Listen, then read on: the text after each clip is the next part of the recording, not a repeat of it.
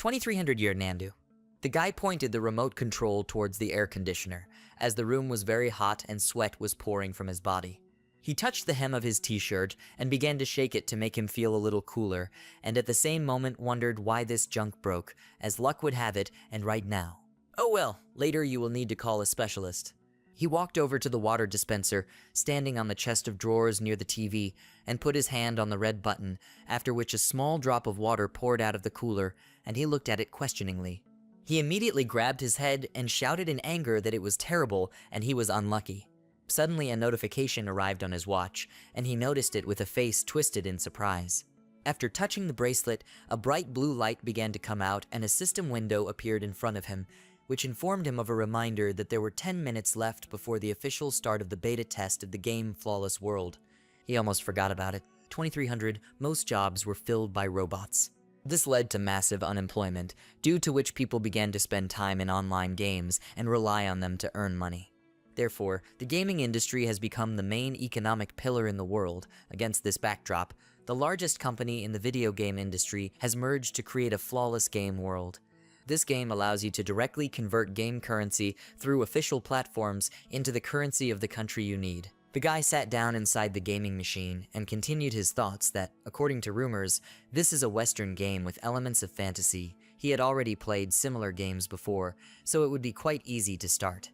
The system reported that there was a countdown from 5 left until the start of the game.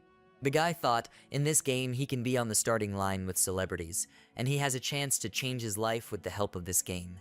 The report continued to approach one. He looked in front of him with a smile on his face and realized that he had to take advantage of this opportunity because it was his destiny. Login to the game began, and the system told him welcome to the flawless world. When he found himself inside the virtual world, everything looked quite unusual.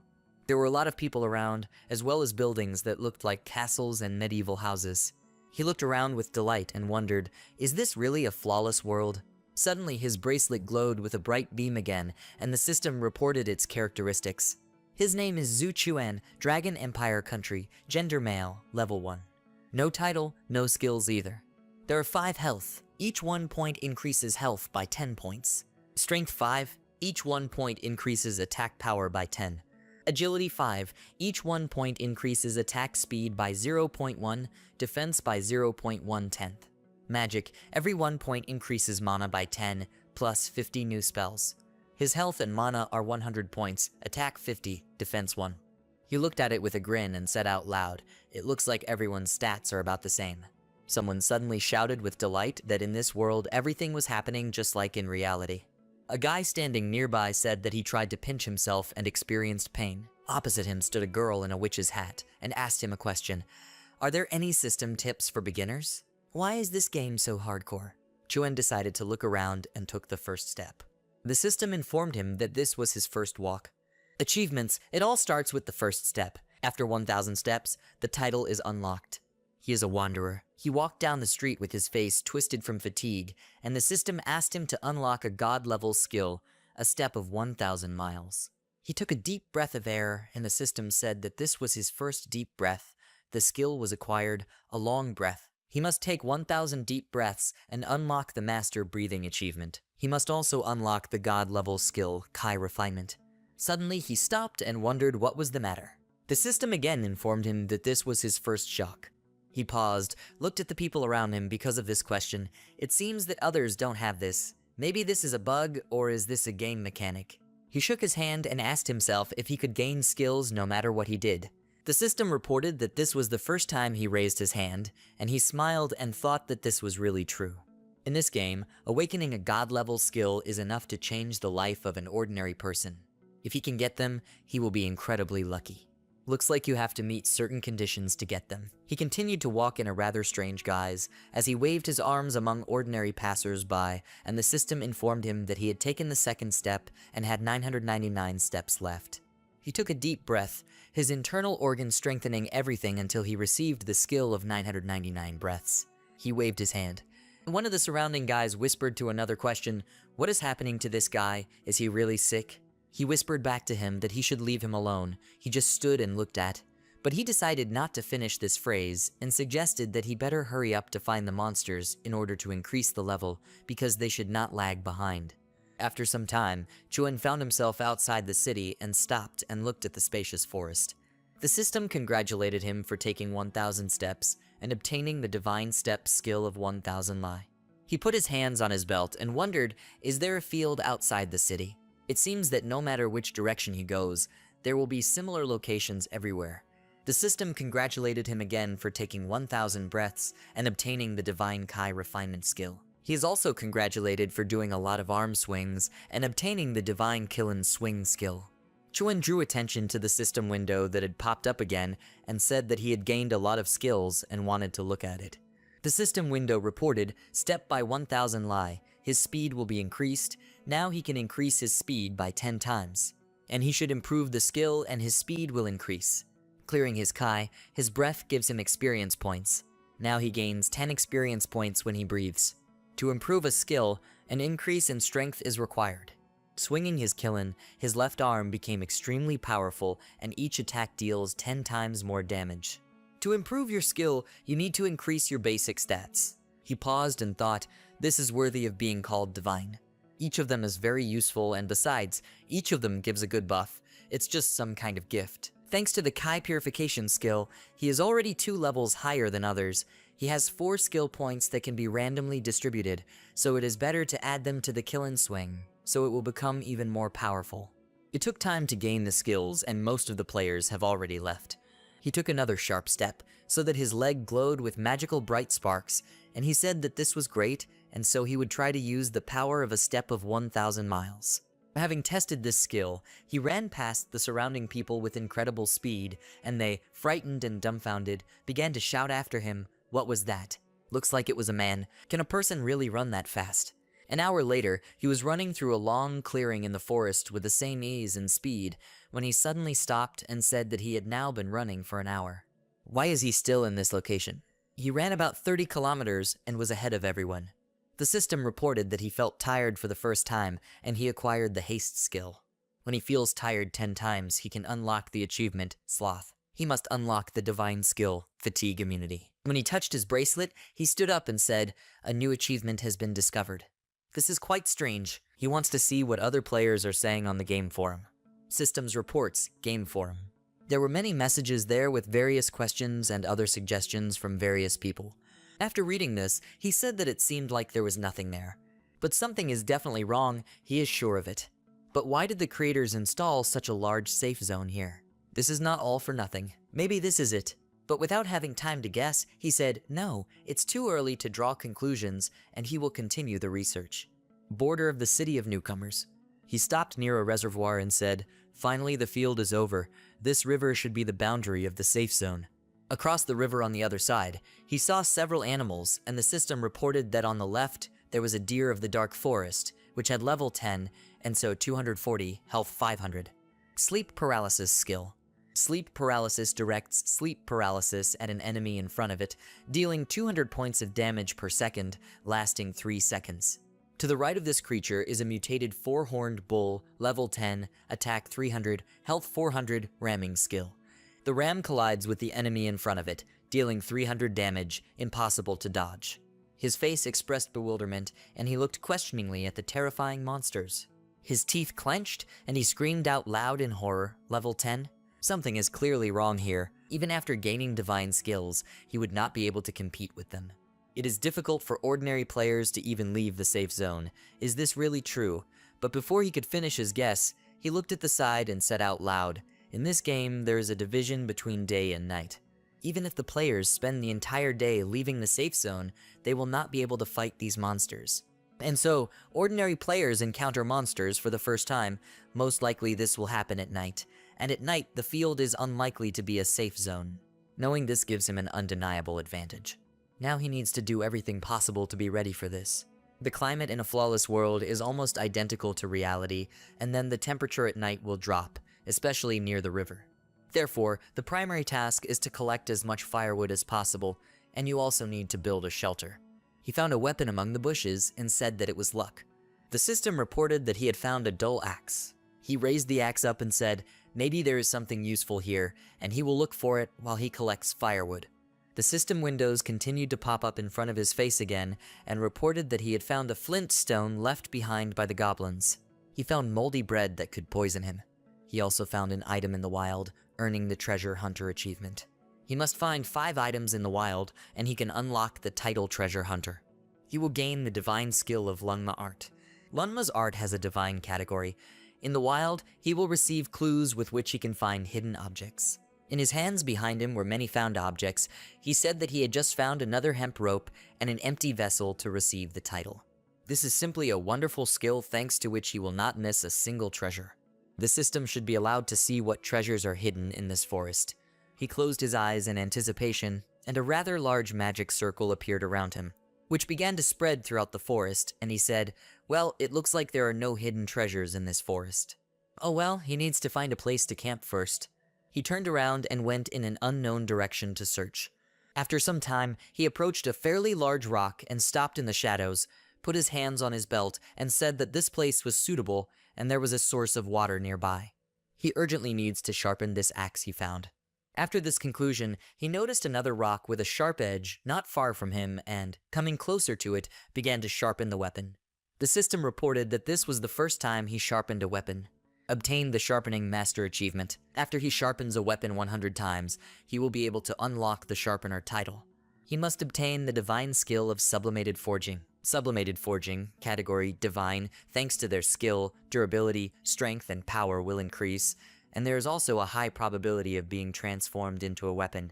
With this skill, he can completely change his equipment. Having sharpened his weapon many times, 10 minutes later he picked it up with a smile on his face, and the system reported that there was a new axe in front of him. Metal, black iron. Equipment level 1, attack power plus 10, used for cutting down trees, not effective against humans. A sharpened axe and attack power increases. If it weren't for the lack of time, he would have sharpened it properly. But his work is not waiting for him, and he needs to go get firewood. He entered the forest and approached one of the trees, saying that it looked quite strong, so he would definitely use it for construction. He swung his weapon sharply and cut it with incredible ease, and the tree fell straight to the ground, and he widened his mouth in surprise, dumbfounded, after which he brought the axe closer to himself and, examining it carefully, wondered whether this object was really so sharp. The system reported that he cut down a tree for the first time and received the Lumberjack achievement. There is also a hint for it. He must cut down 100 trees and get the title of Crazy Lumberjack. He will gain the divine skill of Landscape Designer and will be able to dig up any tree and replant it. He should plant it right and it will bloom again. He stroked his chin with a thoughtful expression and wondered if he wanted him to cut down 100 trees. He doesn't need that much, so he'll leave it at that. He only found hemp rope and needs to find some more vines. The system reported that he had obtained a God-level Foundry Master skill.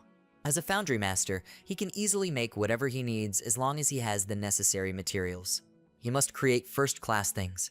He wiped the sweat from his forehead with his hand and said that he had finished everything, and now he had a place to sleep. A hut appeared in front of him, which he built himself, and now he has a roof over his head. After that, he came closer to his building and began to cut the ropes, saying that he still had so many materials left and his skill was just right for him. He can just use these leftovers to do something necessary. After some time, it got dark outside, he found himself inside his building, removed his bangs from his forehead, and the system informed him, Rattan armor, bronze rank, level 1, protection plus 10. Very durable rattan armor, provides protection from physical damage. Disadvantages, not effective against fire. He said that there should be problems with this, and the system reported a wooden spear, rank bronze, level 1, attack power plus 50, a sharpened wooden spear, not inferior in power to an iron spear. Disadvantages, breaks easily.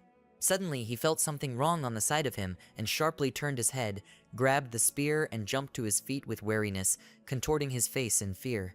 The system reported that he was attacked and his health was -1 point.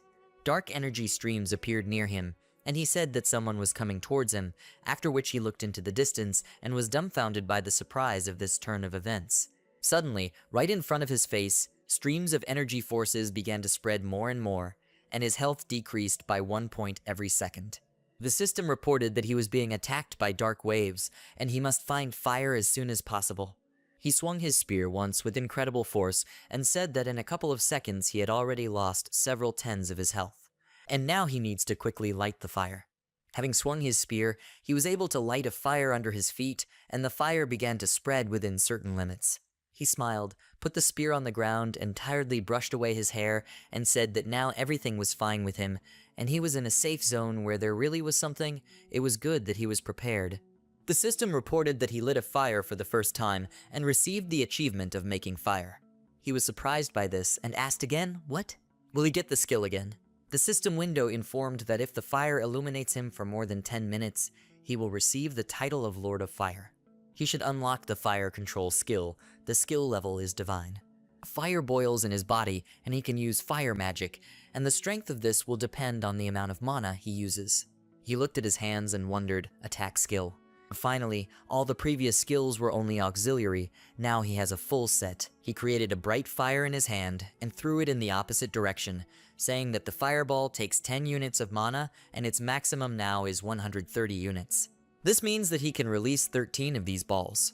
Hitting the nearest stone with a fireball, he created a bright fiery explosion and was very surprised by this, shouting that this ball was incredibly terrifying and perhaps this skill would now be his trump card. Sitting down by the fire, he realized that he couldn't relax because something told him that at night, the safe zone was more dangerous than the cold waves. He wants to see how other players are doing. He opened the system window, which he reported about the forum. Player wrote a message, guys. He walked north all day and got to some forest, but the path is blocked by a river, and on the other side there are animals of level 10 and higher, through which it is impossible past thee. Another player writes that in the west everything is the same, and they stopped here in a small group. A third reports that the cold waves continuously cause damage, and someone also writes that the game is too realistic, and now he is frozen and his whole body is numb from the cold.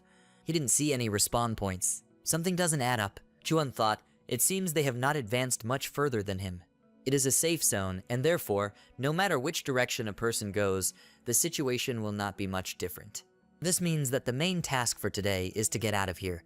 By the way, he also didn't notice the respawn points. Does this mean that after the death of a player, it is impossible to be reborn here? He clicked on the system window, and his eyes widened in fear. The system reported the name is Goblin, health 130, defense 1. Goblin, dwelling in darkness, origin unknown, likes to attack at night. He wondered what was going on, Goblin. So even inside the safe zone, there are monsters. Looking to the side, lost in thought, he heard some sounds behind him and suddenly turned around and wondered what the noise was there. Suddenly, behind his back, a huge goblin began to attack him, which suddenly jumped out of the bushes and from which a lot of stones appeared and some foliage flew up. The goblin growled loudly at him, but Chuan managed to orient himself and defend himself by pulling out a spear and plunging it straight into the monster's chest. He shouted for this creature to receive this blow from him. The goblin's blood splashed everywhere, and he screamed loudly in pain and horror, after which he died on the spot. The system reported that he killed a goblin, a bat. His level has been raised to level 4. Chuan said that he almost fell into the clutches of this creature. Now he smells a disgusting smell. Are even such details worked out in the game? The system reports that he defeated the monster for the first time. They received the achievement Assassin. He must kill 10 monsters to receive the title of fighter and gain the killing skill. Assassination, skill level, divine. He develops a desire to kill in his heart, and every time he kills, he can permanently gain a certain power and restores 0% of the damage he caused. The strength at the moment is 1. For his own safety, he brought the fire towards the goblin and pointed it at the destroyed body of this creature, and said that he would probably set it on fire. The goblin suddenly opened its eyes and jumped to its feet and began to run in a circle, waving its limbs and screaming. The goblin continued to squirm in horror and move. Chuan looked at this in fear and asked what was going on. The goblin increased in size several times and quietly growled in a trembling voice. After this, the creature opened its mouth and began to beg him for salvation, stretching out her hand to him. Chuan backed away, clenched his teeth, and without having time to do anything, the goblin fell to the ground head down and agreed that this should have been done to him, after which he fell silent. Chuan looked at it and wondered, did it burn and turn into a human? The system reported that he had revealed the goblin's secret. The quest is activated, he must catch 1 goblin alive. The number of goblins in the darkness is currently 99,999. Did he accidentally activate a hidden quest? Does this mean we need to capture 1 goblin? Chuan picked up another spear and realized that of course there are a lot of them. But they are not that strong, and although they can attack first, There is no time to think, and if he is slow, he can ruin this quest. Grabbing his guns, he went in an unknown direction and increasing his steps. The system informed him, Lord of Fire, he has resistance to damage from cold waves, and also 50% resistance to ice-cold magic. The number of goblin is 31 in 4 and 44. The title comes with special characteristics. What a stroke of luck. He accelerated even more and began to run past many frightened and attacked people, as well as goblins, and realized that now was not the time to rejoice, and he needed to hurry as soon as possible. One of the goblins opened its mouth and exhaled. The creature had its limbs tied around a huge block of stone. One of the players looked at it and said that this was a disgusting creature, and it was necessary to kill it as soon as possible. The girl confirmed these words and added that this is a small and ugly goblin, from which an unpleasant smell also emanates. A man with a large club in his hands began to approach the goblin and swung at it with incredible force. The goblin's face showed fear, as well as fatigue, when suddenly someone shouted at the man to stop. It was Chuan who stood up for the goblin, and the system informed him that he fought with a man for the first time with a club and received the achievement of a lucky fighter. He must fight a person 10 times to receive the title of king among fighters and gain the skill of master of wrestling. With his spear, he cut the guy's club, which flew off in the other direction. The guy grabbed his beaten, reddened hand and shouted to him, what was he doing? His friends came to his defense and took a defensive position, surrounding the guy. Chuan straightened up and, scratching the back of his head in bewilderment, apologized to him and asked again, could they give him this goblin? He really needs a living goblin. If they agree, he will give his armor in exchange. The guy noticed his appearance and realized that his armor was made of bronze. After that, he pointed his finger at the goblin and said that this can be done, only they beat the goblin almost to death and lost a lot of blood, so he thinks that this creature does not have much time left. The goblin looked in front of him with a terrifying and bloody look, and Chuan realized, yes, he won't last until the morning. After that, he waved to his new acquaintances and thanked them. They looked at each other in bewilderment, and one of the girls said that he was quite strange. Why did he need a living goblin? The other girl smiled and replied, yes, it's quite strange, but he is handsome. A moment later, they heard an incredibly loud scream and turned behind them, when suddenly they saw in front of them how the goblin attacked their friend and stuck his teeth into his head. Both girls fell to the ground in fear and screamed, what's going on? Their friend was pinned to the ground and destroyed by the goblin who began to approach them. The girls screamed in fear that there was no need to do this, trying to crawl towards the forest very slowly. Loud noises were heard nearby, and a moment later the system showed some messages from the players. Someone said, guys, it seems they give a lot of experience for killing a goblin, but there aren't many of them left. The other replies that anyone can understand this, he himself has already climbed them well, but their corpses stink terribly. The third player said that he had come across a foreign guy, and he needed a live goblin. He even wanted to give bronze armor for him. Another was surprised by this, and said that it was necessary to change it. Such armor is more expensive than some monsters. Is he completely stupid? Another guy replied that he had already killed the goblin when this guy approached him. He answered him that he was approaching him too. He's talking about such a handsome guy with a club, he answered with consent. Chuan read these messages and shook his head and wondered, maybe after killing the goblin he began to smell something, and now they are avoiding him. It seems he didn't have time. What can I say? This is an impeccable world. There are a lot of players here, and therefore the monsters are killed quite quickly. The system said a goblin has been detected. He should go ahead to save it. The remaining number of goblins is 0. The remaining number of goblins changed to 1, and this surprised him, which is why he asked again, what?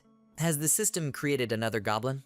He doesn't know what happened, but he's not going to let this chance pass. After these words, he decided to run in an unknown direction with incredible speed, and suddenly someone shouted, is it a goblin? The goblin was among a group of guys who tried to fight this creature, the 3 of them attacking it, but the goblin was swinging with a tree trunk, and no one understood, was it really the boss? Why is this goblin so huge? This goblin is a mutant goblin, level 3, rated state, health 400, strength 200, skills none. The goblin began to turn into an even larger one, and was illuminated with a green shimmering light. People screamed. The berserker stage was over. Now, they should act. How terrible was that? Chuan rushed past them at high speed, with which he abruptly grabbed the goblin with a rope and tied it up, after which he stopped next to him and said with a grin, let the others forgive him, but he needs this goblin. Those around him started shouting at him, no. Where did he get this? Does he want to fight? He must leave this and get out of here, otherwise they won't vouch for themselves. Chuan looked more seriously towards the guys and screamed. He had already said that he needed this goblin. The guys got angry and screamed. He wants to steal their monster. Guys, they should take it together. 3 guys attacked Chuan, who stood motionless, and after strong blows to his body, his health did not decrease by more than 1 point. He didn't even move, and the guys shouted in surprise, "What happened? Why doesn't his health decrease? What a horror. He's level 5. How did he even do it?" One of the guys said that he heard that someone took the bronze armor in exchange for the goblin. Is that him? The other shouted back at him, "Stop talking. They need to get out of here as quickly as possible." They moved some distance away from the Chuan, and the guy in the red shirt shouted to the other to prepare to attack, because he was coming. Chuan attacked all his opponents in one sharp movement, continuing to defeat the goblin in his chains, in whose eyes tears appeared from Chuan's incredible speed. The guy in the red shirt grabbed his head after the blow and tremblingly wondered if maybe they would catch up with him. Another said he killed the leader with 1 blow. He wouldn't risk it like that. System reported, official forum, first comment. Someone wrote, "Guys, a cruel person just robbed the Rangers Guild building." The other grinned and said, moreover, all the guild members were there, and he saw how he killed them armed with a spear. He killed the guild leader and selected members with 1 blow. And it also has such high defense that no one can even break through it. What is the name of this deity? He didn't have time to notice. He was moving so fast. Chuan, meanwhile, sat near his built structure and wondered what. The reward for this mission is gear? The system reports that it congratulates him on completing the mission, and he has received the title of Savior. He received a lot of experience points and also a new level. Received equipment, Sharp Iron World, Dungeon Guardian Garda, Warrior Necklace. Guardian's Guard Dungeon, Rare Silver, Special Item. Required level 5, Strength and Defense plus 15, Nameless Defender of the Dungeon Shaft, always standing at the entrance of the dungeon. Rarity, Silver Special Item, required level 5, Intelligence plus 40. The necklace was specially made for adventurers and restores 1% of points per second. Rarity, Bronze, Excellent, required level 3, Attack plus 110, very sharp sword from the dungeon shaft. Chuan read these messages and said, the characteristics are slightly better than his equipment. Fortunately, he did not waste time polishing low-level equipment. He looked at the goblin tied to a wooden post and said, so, what use is this creature to him now? After yesterday's berserk stage, this goblin is so weak. No, there must be some other secrets hidden. Judging by the past incident, these goblins are formed from people. Then who are the people who become a goblin? He was a lone player and still didn't have enough information, so he decided to see what other players were saying. Having opened the system window, he wondered why all the posts were discussing him. He just stole the monsters, so why isn't there any useful information there? Suddenly, he came across some information and read all the available comments about how one of the players yesterday with his friends went separately because the other side of the group could not see the fire, and he believes that he froze to death. Another added, but the day had already arrived, and it should have been a general Sunday long ago. Even if it wasn't Sunday, the user can send messages even to the dead. But he did not receive a single message from him. Maybe he's sleeping. Ultimately, after playing for a long time, many people maintain healthy sleep habits, although they may not sleep at all, thanks to the supply of nutritional fluid in the gaming capsule. Incredible. His friend usually writes to him, and he wrote to him when he was leaving, but he still hasn't answered him. Chuan, after reading these comments, thought that many wrote comments that their partners were missing, and this is not a coincidence. Is it possible that in this game you cannot be reborn after death?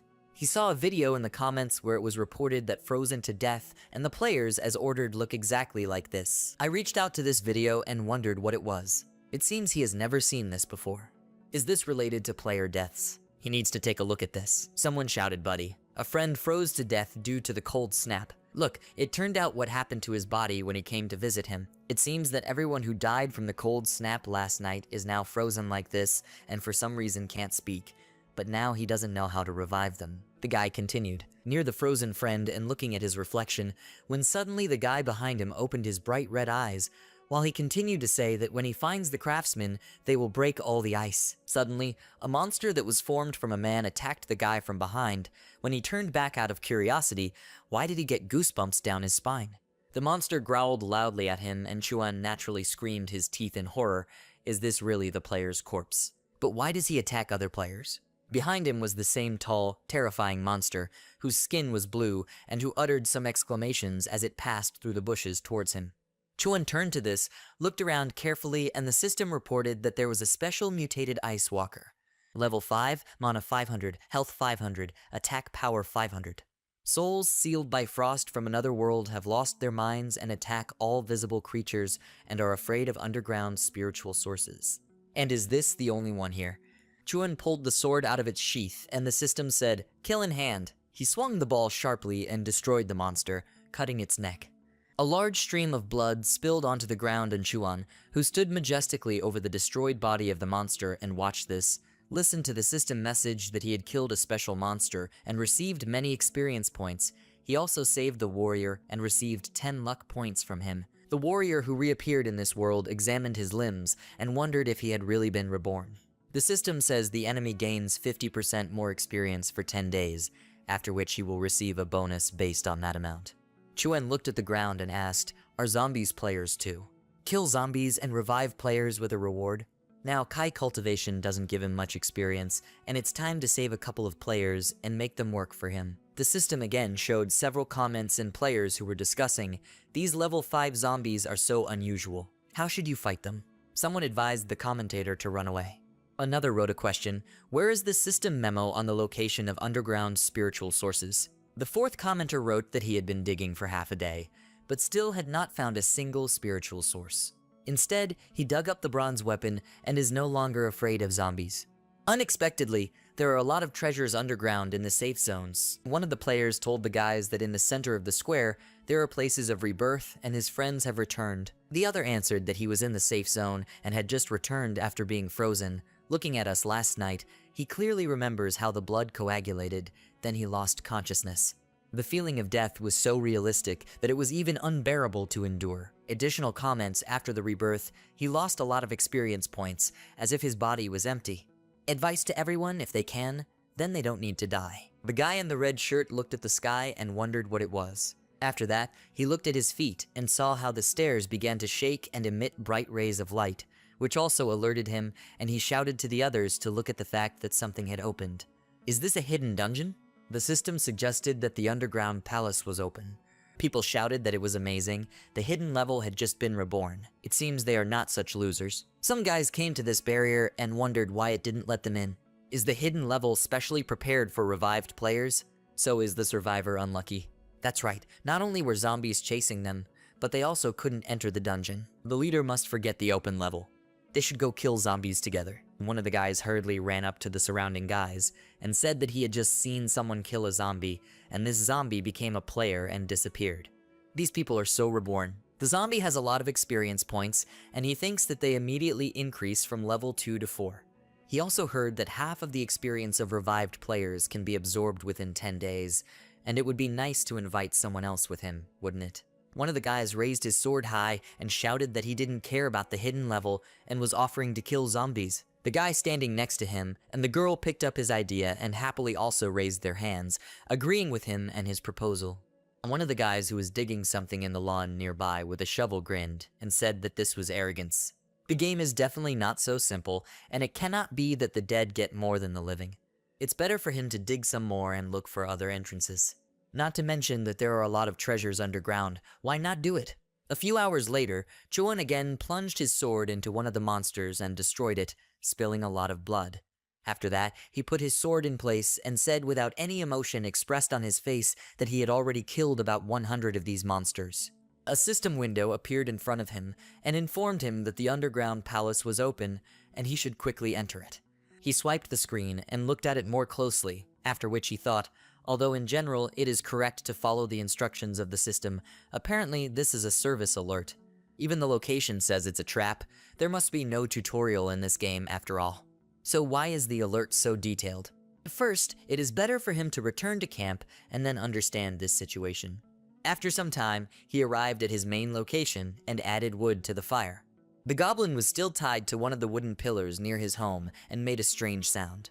Chuan sat down nearby on a bench he had created himself, looked at the ground, and thought that if we summarize what was happening, then firstly today no information was received about the goblin's secret. The mission interface still hasn't disappeared after completing this, and apparently it's a long-lasting mission. What if the conditions for completing this opening are the next mission? But today the day was well spent, and he not only did not understand the mechanics of death in the game, but also gained a lot of experience. The system reported that he received 10,000 from the player Shenmue. He received the same amount from Xiao Zhang twice, and thought that he needed to remember that the revived players had already entered the dungeon a long time ago. Why does he gain experience? No one has written anything on the forum for a long time. This dungeon is really quite problematic. Many lovely stars appeared in the sky around one shining brightly among the clouds. The goblin again let out a grunt, when suddenly bulges appeared on the body of this creature, and it screamed even louder, trying to escape, after which it uttered a request for help in a trembling voice. Chuan looked at him curiously, and saw a man begin to emerge from the goblin, who continued to ask for help several times, and said that he was a human. Chuan rose from his seat and looked at him in surprise, fully ready to help. Zhu Chuan unties the strangers from the tree, and the man, falling to the ground, coughs, and at the same time thank the good traveler for not killing him in the guise of a goblin. Chuan looks in surprise at the system window that appears, which says that this is a hidden mission called Mutation in the Underground Palace of Faith. After looking at the other window and seeing that the mission description, objective, and reward were hidden, he wondered, did this trigger the next hidden mission? Good thing he didn't kill him. After standing up, he tells the man that he shouldn't thank him like that. But he is a little curious as to why he became a goblin. The stranger bows and announces his name is Kudor. He is an ordinary resident of Vira's underground palace. At first, Vira's underground palace was needed to attract brave men from different worlds. He doesn't know when it started, but the brave men stopped coming to them. The sacred flame in the temple also began to fade. After this flame finally went out, many residents turned into ice zombies because they could not stop the wave of frost and black fog. Chuan, after listening to him, begins to think again, so the underground palace is a village of beginners. But what is the situation there now? Zombies became not only NPCs, but also players. If the problem is in the game, then why don't the developers fix it? Kaidor adds that not many residents died at first, but even so, they had strong underground palace guards who could protect them. But when the cold wave became stronger, the guards also died. They had to open a sacred spring deep in the palace. But suddenly everyone who came from that source became goblins. Then the underground castle became a haven for zombies and goblins. Some goblins ran outside. Legends say that moonlight can remove any curse. Probably thanks to this, he returned to his previous appearance. Zhu Chuan, together with him, understands the look at the sky, where the bright moon really shines, and notes that the players who entered the underground palace were very unlucky. No wonder the forum is so quiet. Fortunately, he sensed it and did not go there. But why does the system offend players? This not normal. He had better be careful in the future. Unexpectedly, Kaidor grabs him by the hands and asks, hopefully, maybe the warrior wants to help them. All people will return to their former appearance when he enters the palace and lights the sacred fire. They will give him incredible treasures. As soon as he began to speak, an information window appeared next to Chuan, in which this sentence was written, accept the task. He adds that deep within the tombs are hidden class scrolls. If a warrior saves his friend, he will give him a scroll. But Zhu Chuan, pushing him away, mentally notes, no, he refuses. Then Kaidor reaches into the inner pocket of his clothes and notes that if the scroll is not enough for a respected brave man, maybe he would be interested in legendary level equipment. Handing over the luminous ring to Chuan Green, he exclaimed that if the warrior accepted the task, he would give it to him. The system immediately opens an information window, which says that this is the Ring of Lost Thunder.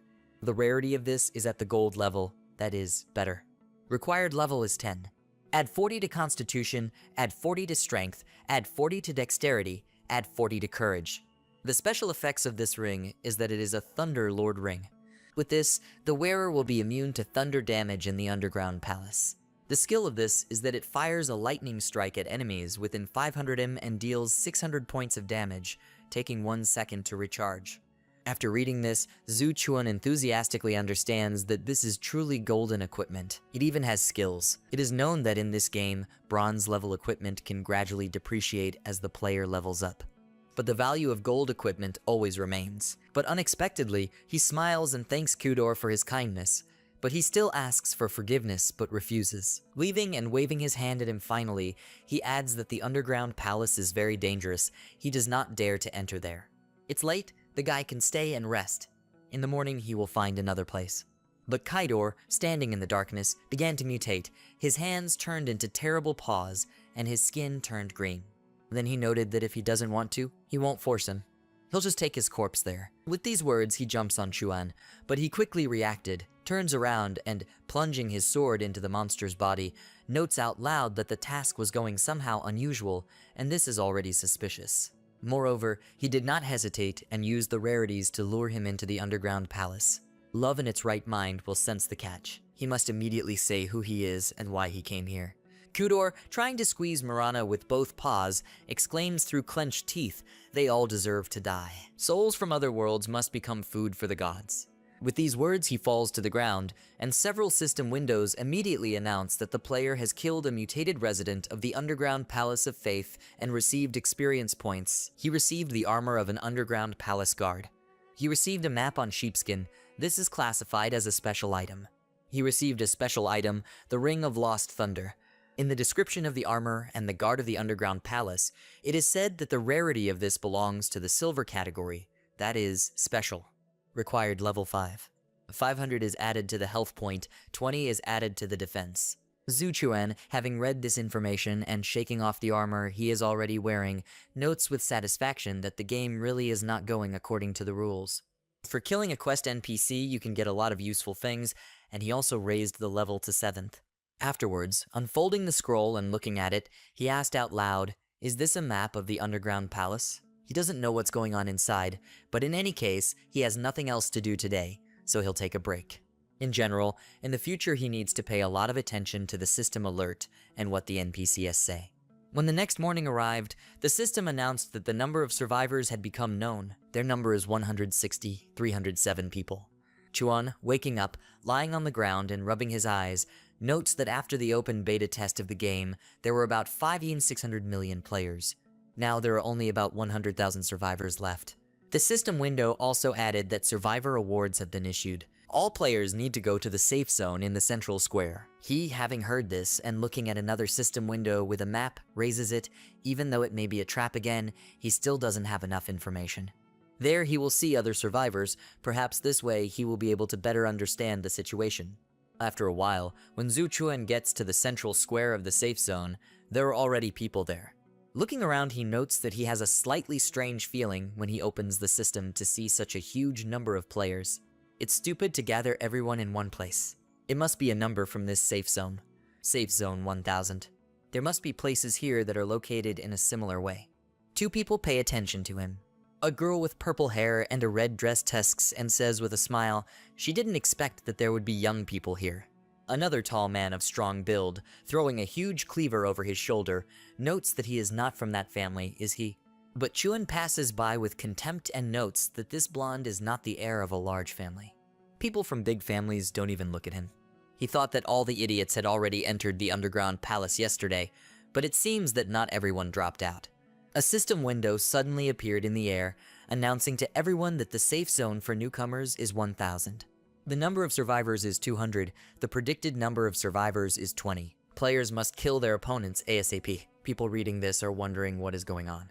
Should they kill each other? But immediately those who took up arms and looked around warily appeared, rushed into battle shouting, "They are starting." Zhu Chuan, observing the bloodthirsty battle, notes that at first they placed about 100,000 people in the safe zone, now only 20 can survive. Were the first missions intended to reveal people? Suddenly a girl approaches him from behind and, swinging her sword, shouts that now is not the time to be surprised. But just as she wants to stab him, Chuan manages to return and deflect it. She approaches him and suggests that if they join forces, then he will see what happens. Well, when he pushes her away, the girl asks where the handsome guy is from. But Zhu Chuan apologizes and explains without comment. Then she again gets into a fighting pose and says okay, but she will immediately tell him that this game is very dangerous. She thinks he is pathetic, maybe he wants to unite. Chuan also prepares his weapon and clarifies he and she. At this moment he reflects, although he is confident in his strength, but in the end, he is alone. There are very few ways to get information here, so it is useful to team up with others. The girl points her hand back at the fighting man and explains that this is her brother, his name is Wu Zhen, and her name is Wu Mank. Then he introduces himself, Zhu Chuan. Mank immediately asks again, is that his name? Is he the same Chuan from Shanghai? He is surprised and asks again, does she know him? She replies that ordinary people may not know, but who from large families does not know. The Lin family, with an income of tens of billions, has an only daughter who did not marry him. He rejected a blessing that is not available to others. He is a daredevil. Zhu Chuan is embarrassed and points out that she doesn't need to remember the past. Wu Mank mentally notes with a yawn, he definitely deserves to be liked by King. Chuan looked at Wu Zhen, who stood a little further away, having already dealt with the other players, and noted that it seems that the Wu brother and sister are unusual people. Finally, the system announces that there are 200 people left. He mentally exclaims again, there should be even more heirs of large families among the survivors. Well, almost immediately in another system window it notes, since no one has been killed for a long time, the system will automatically eliminate the person with the least total strength. Countdown 20 minutes. Immediately after this, lightning appears from the sky, shoots one of the players, and announces that there are 199 people left. A guy in a red cloak attacks a man with purple hair, causing him to scream furiously. The freak attacked him, but the blonde laughingly notes that now he is at level 4 and has full equipment. How will he fight with him? Zhu Chuan also becomes wary and quickly moves away from Wu Mank to a great distance. She sighs and clarifies, why does he suddenly run so far away? Does he think she will do the same to him as they do? But the next moment, 2 players are running towards them and screaming for her to die. But Jen immediately reacts to this, hiding her behind his back and getting rid of the men with one swing of his cleaver. Chuan, seeing this, understands, with a blessing of so many skills, talents, and equipment, his attack power now barely reaches 610 points. This guy has at least 500 attack power or higher. Suddenly another man also jumps on him from behind, swinging an axe and shouting that he will kill him. Zhu Chuan clenched his teeth and realized things were bad. But Wu Zhen almost immediately grabs the attacker and, crushing his head, announces that he will save his life. Chuan asks in bewilderment why they should help him. He did not agree to unite with them. While Zhen is shaking the blood off his hand, Mank answers with a smile, and why should I save him? I'm just curious. Not everyone will give up hundreds of billions of dollars. Finally, the system announces that there are 20 people left. It congratulates respected warriors for passing and proving their strength. A bright yellow beam shoots down from the sky into a special round structure, and it adds, now it's time to choose your own path. Various creatures are visible in this beam, and Zhu Chuan notes, it seems that the selection is over. What will the system allow them to do now? It immediately announces the choice of hidden classes. No matter what game a person plays, his class always matters. Hidden classes are invaluable in a complete world. Due to the features of complete world, players who receive a hidden class will be promoted in the game, and their real life will also change dramatically. A powerfully built man who has fought desperately raises his right hand and exclaims, he has won. He finally won. The system immediately announces that the winner is not Gumo, and now the hidden class will be issued. Then a rider with glowing eyes flies over his head on a large black animal resembling a panther. A black liquid flows straight from the animal, causing him to start screaming. But soon he completely takes on the look of a rider, and the animal that lands next to him welcomes his owner back into the darkness. The system explains that the hidden class is the Dark Knight. The special ability is that upon becoming a Dark Knight, the player gains immunity to dark magic. He also gets 4 companions. Its main characteristics have been increased. For each level, he will receive an additional 10 characteristic points. Wu Mank watches him and notes out loud, it seems that from this day on, everything will be different in the Gu family. The system window appears again, announcing that a second hidden class has been defined. A new object appears inside the yellow beam, and the system explains that this is a hidden class Thunder Giant. The special ability of this is that upon becoming a Thunder Giant, the player becomes immune to thunder magic and receives the blessing of the power of the Spirit of Thunder. The player's strength and physical characteristics are doubled. The attack will deal lightning damage. The player's damage is reduced by 30%. The player's attack power increases by 30%. Jen, seeing this, comes forward and decisively says he wants it. Looking around, he notices a guy in a purple vest nearby, and within a second he flies back, and the system window announces that the winner is Wu Zhen. A thunder giant immediately falls on top of him, causing the ground underneath to break and Zhen to groan in pain. But soon all the power of the giant passes to him, and when he returns to Wu Mank, she excitedly asks, is he okay? He, rubbing his bruised head, replies that he is fine, she doesn't have to worry. Zhu Chuan also observes this and concludes that it seems that in order to obtain a hidden class, he needs to fight not only with other players, but also feel inhuman pain. Clumps of violet energy begin to fly in the air, similar to a ghost.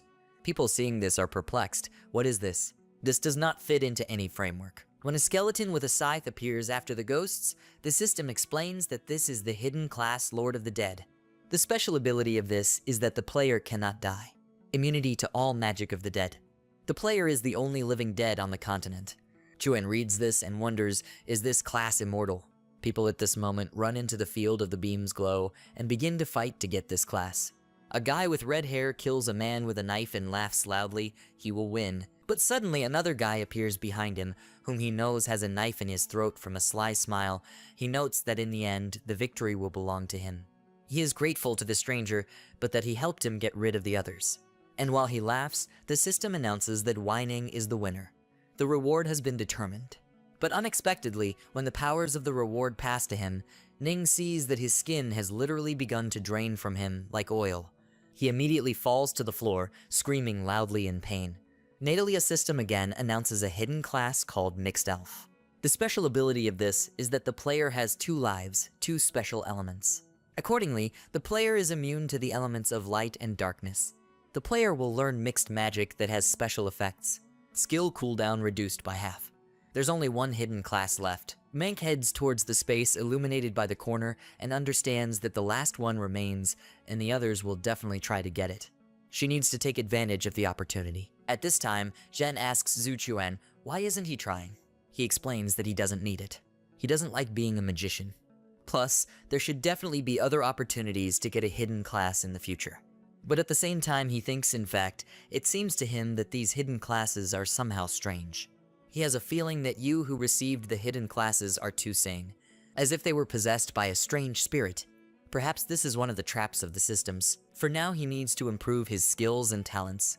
It will be no worse than hidden classes, so for now he has no need to fight. Wu Mank suddenly attacks 2 people at the edge of the beam and shouts that she says goodbye to them. With one blow, she knocks them out, throwing them high into the air. The system immediately announces that the reward has been determined. Now everyone must go to the underground lobby. A staircase appears in the ground leading down. When all players descend into a long corridor, a system window is added that at the spawn point, hidden classes can choose 2 companions. The companion receives the same special class as the coffin, but cannot betray or attack it. When the player is damaged, the companion's health points will be sacrificed. Candidates for companions are those who could not win the fight for the hidden class.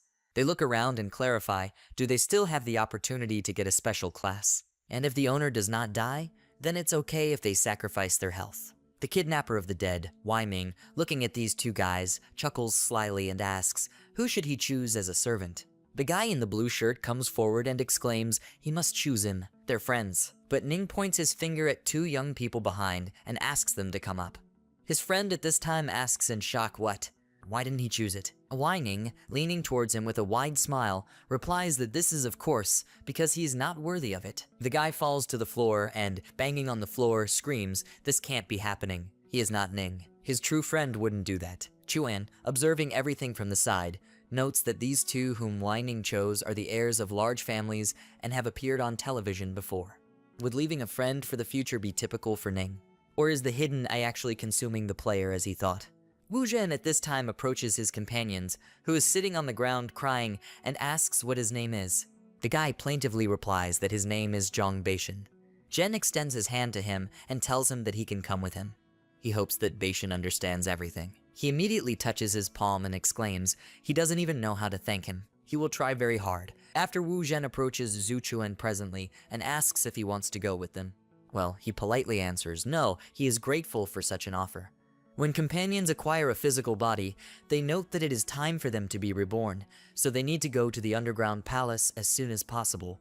They should follow the elder, maybe they will get something else. Chuan watches them go down the stairs even lower and wonders, again the players are going to the underground palace, what is the system thinking this time? By the way, he then remembered that he received a map of the underground palace. Having taken it out and looking closely, he is shocked and wonders what is going on there. The map shows that this is not the entrance to the underground palace. But if this is not the entrance, then where does this move lead? Judging by the fact that everything points to the underground palace, if he wants to know the answer, he will have to go down there. But the entrance is too suspicious, he better go and find the entrance that is shown on the map and go down there. After a while, he finds himself in a small clearing near large boulders. Looking around, Zhu Chuan notes that he does not see the entrance, but why is it marked? Next to the stones, a system window indicates that this is the entrance to the underground palace. But the next window announces that the dragon hunting technique skill has been activated. Chuan extends his hand forward and clarifies, is this the art of hunting dragons? Since the skill has activated, there must be treasure in there somewhere. He does not need to specifically look for the gate that opens the entrance. This is very convenient. As soon as he steps on a large stone, a passage from the stairs leading down immediately opens in front of him. Armed with a torch and carefully descending, he thinks out loud that there are no stars or sun in the complete world, so this must be the moon he saw then. Kaidor said that the moon lifts the curse, but he doesn't know if that's true or not. By the way, even the history of Vira's underground palace is written down. How big is this game? Having descended, he finds himself in front of high doors, which immediately open slowly. Chuan asks in surprise, is he already there?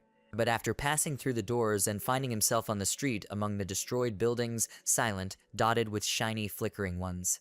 My, Zhu Chuan exclaims enthusiastically, it can't be. Unexpectedly, but the underground palace of faith is a city. Even though it is destroyed, you can still feel the grandeur of the past. Starting to slowly walk forward, he mentally notes that the map shows that this is the main city of the underground palace of faith, almost half of the entire territory. However, it will probably be a long time before the Temple of Courage finds something here. But I hear some sound, he grunts uninterestedly and looks to the side. Suddenly he is thrown back by a blast wave, and a huge blue monster with glowing red eyes appears in front of him. Chuan asks in shock, are there really ice monsters here? When it raises the sword over him, Zhu Chuan also arms himself. The system announces that the Kirin hand skill is activated. The next moment, jumping up and hitting the monster on the head, he kills it and notes, does that mean Kaidor was telling the truth? The underground palace is divided into two factions, goblins and ice zombies. Are these the zombies that were there originally? Looking around, Chuan sees many zombies walking around the destroyed city and wonders what is going on here. Is this where all the zombies come? Some zombies look like players. Countries are unusual in attacking everyone indiscriminately, but why don't they attack him? Climbing the stairs behind a crowd of zombies, he begins to think out loud. It seems that they are going somewhere, so he should follow them. The temple is in this country, isn't it?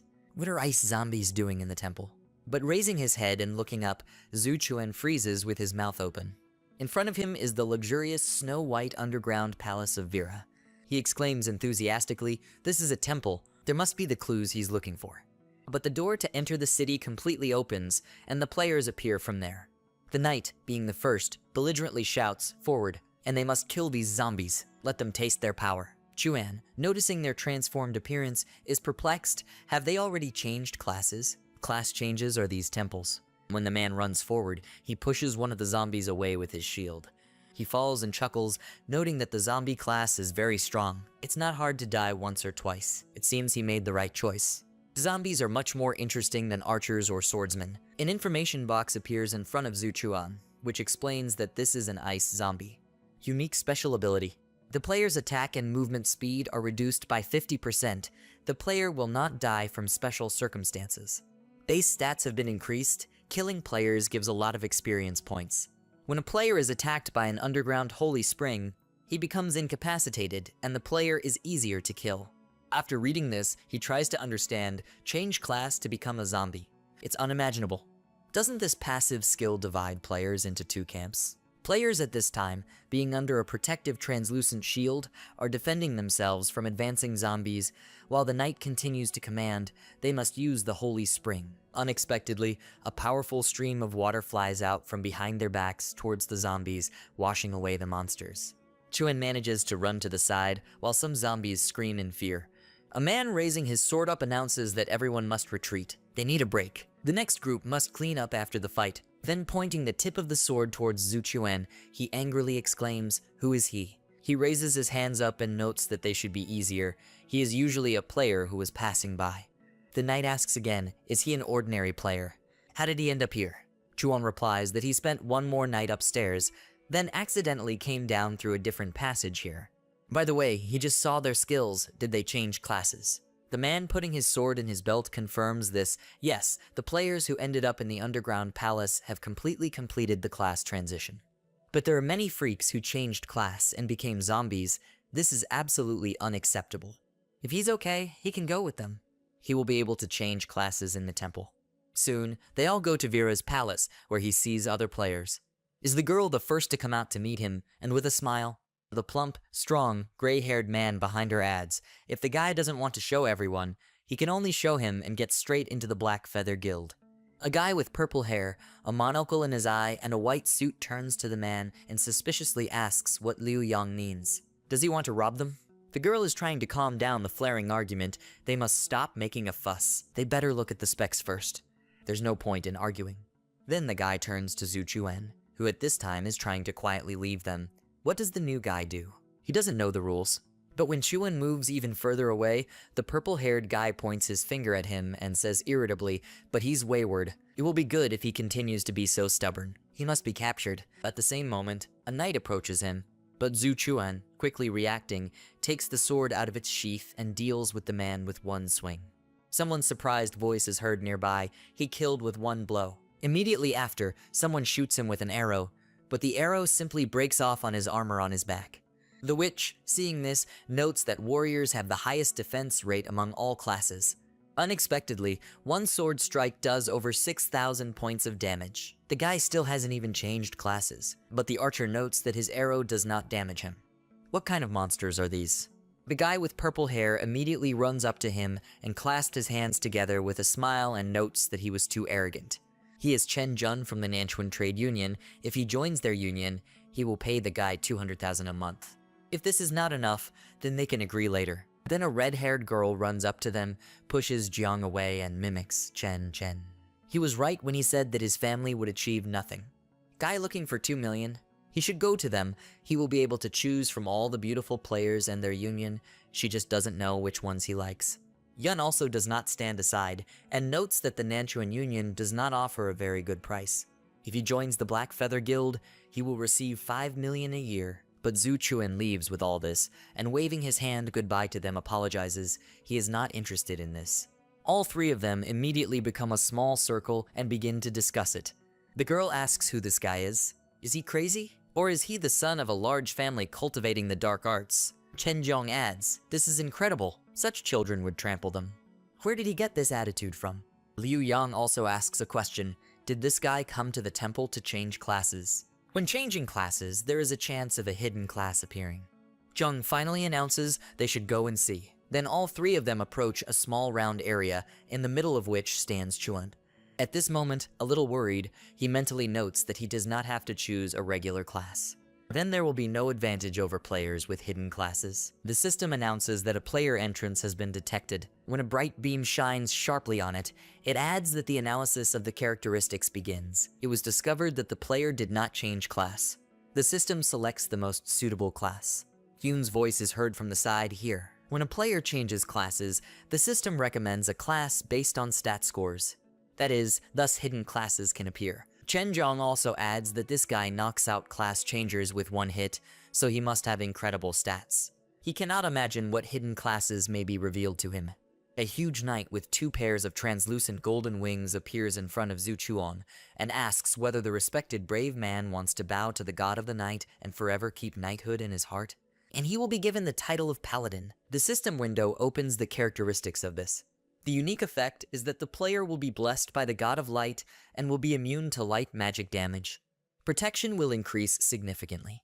When casting light magic, there is a chance of increasing the skill by 1 level. The player is protected by the god of light and damage is reduced.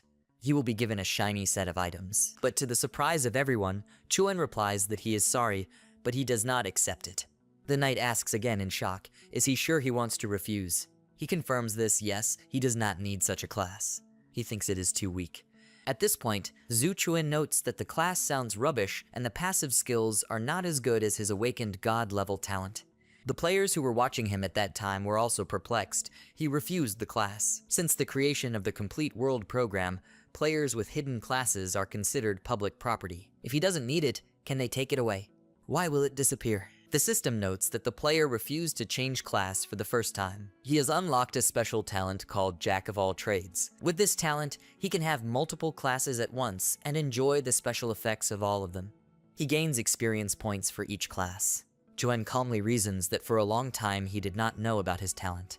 The ability to have 20 types of classes is also a magical skill. Although experience points are awarded separately for each class, it has Kai clearing, so this is not a problem.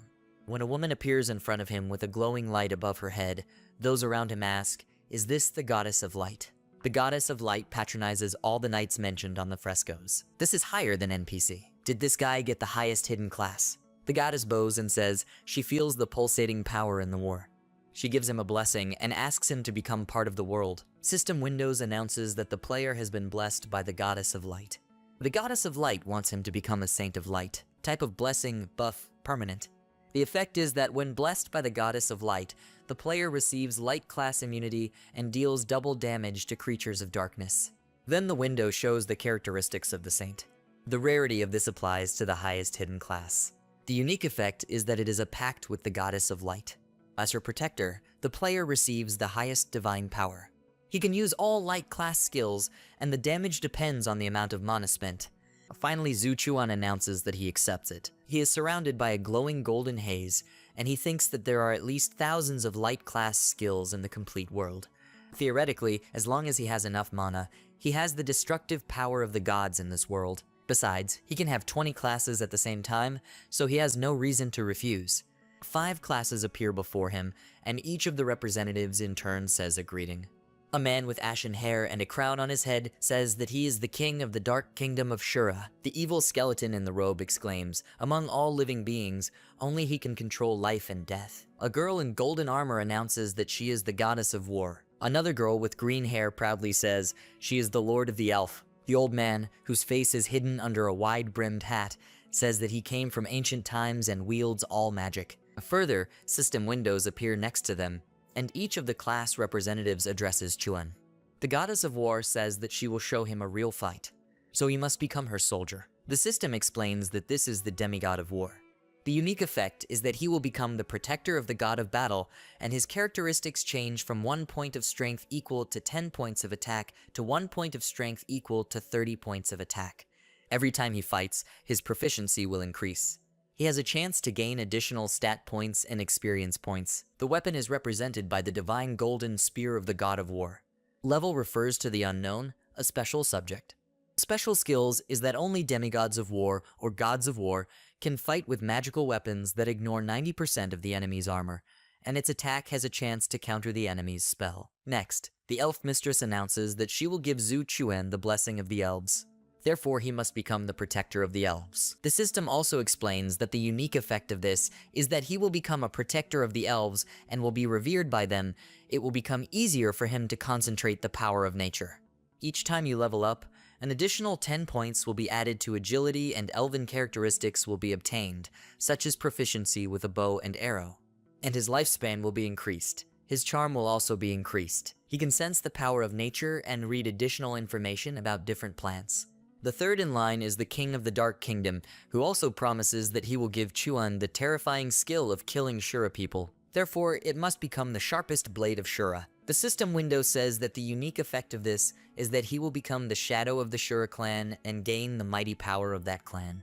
He can see the weakness and the enemy, perform precise strikes, 100% ignoring the enemy's attacks, and the damage will be increased 3 times. He can use Shura's shadow to see through his opponent. When he performs a transparent attack, his critical damage increases to 300%.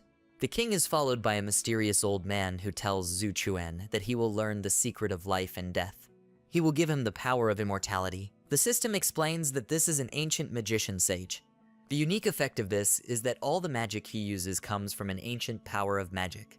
The spells he performs change qualitatively, and their power also increases. He will master the skill of door magic writing.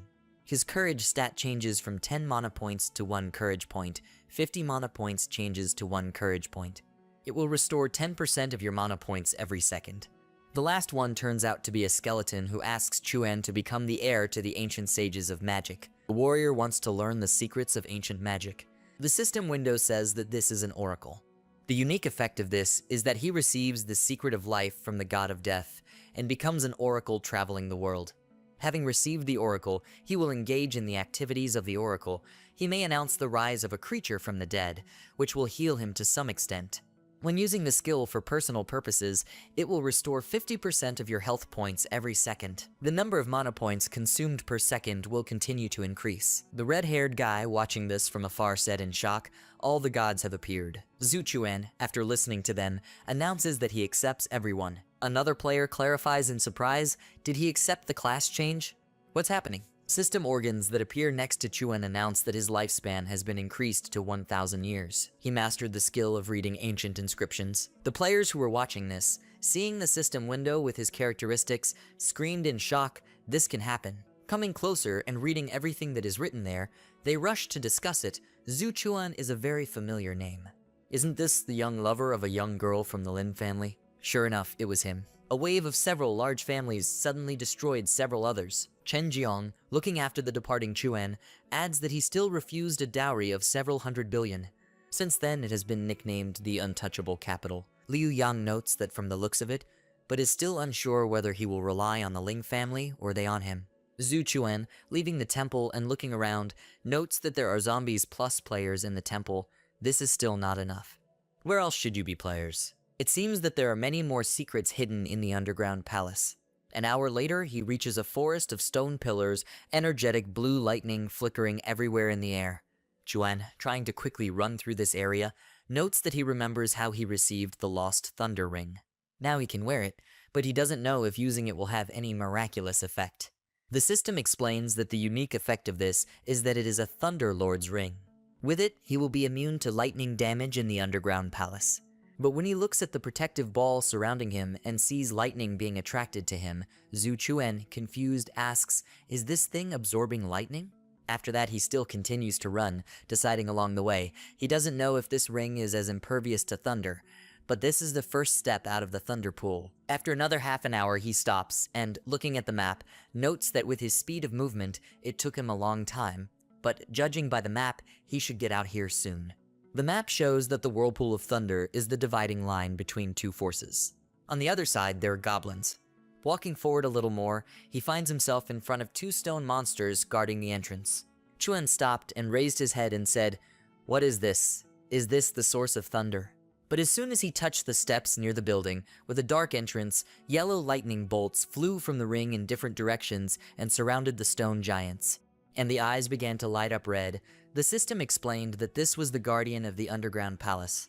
It is at level 15, and so it is equal to 400, health points are 80,000, defense is equal to 500. The skill is that there is no way out. No exit means that the attacks of the underground castle guards block the enemy's escape route and force the enemy to attack. They were originally the defenders of the underground palace of faith, but for unknown reasons, they were driven into the thunder pool. They must be killed to obtain the dungeon set and the key to the secret dungeon realm. As soon as Zhu Chuan became familiar with this information, he immediately armed himself with a large sword. The system notified that a class change had occurred to Shadow Shura. He exclaimed joyfully, the characteristics are unexpectedly high. Now he wants to test its power. Chuan runs forward. At the same time, his right hand begins to glow pink, and the system notifies him that the Kirin's hand is equipped. As soon as he gets close to the guards, he disappears. The system notifies that he used a stealth skill called Shadow Cord. Enemy weaknesses discovered. Zhu Chuan easily climbs onto the back of the stone guard and strikes him in the back, which takes away 80,000 from him.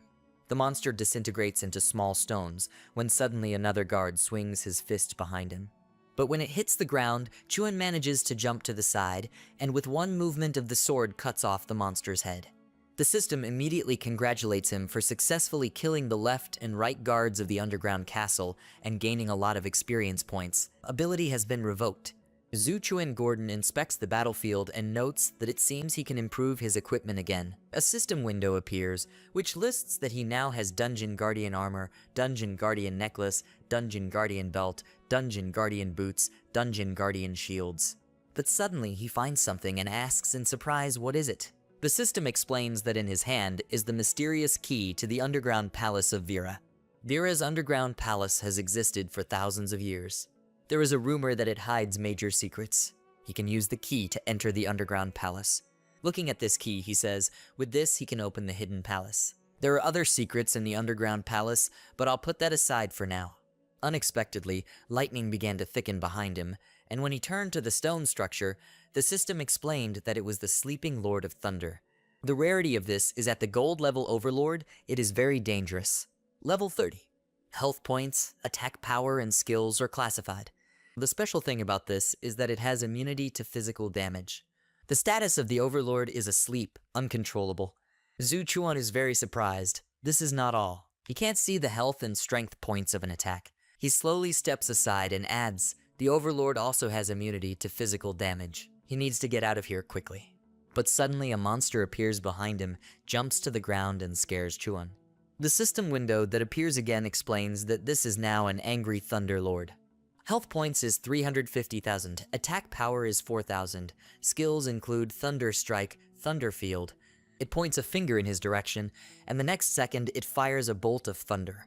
Zhu Chuan manages to jump away at the last moment, and while dodging the next attacks, he notes out loud that he reacted in time. Otherwise, he would have been killed in a second. The winner loudly and sharply begins to shout that all uninvited guests must not die. After that, he reincarnates, and with the help of 2 long wings, he flies after Chuan. When he saw this and clenched his teeth in fear, he was surprised. Such a large body could move at such high speed. What a huge guy. The system again notified him of a class change to Shadow Shuren.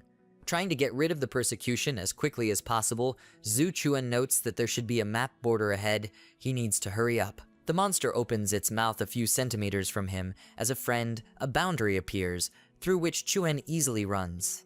The Lord of Thunder hits it with his back, while he turns around with relief and notes that it was close. Fortunately, the boss cannot leave the area.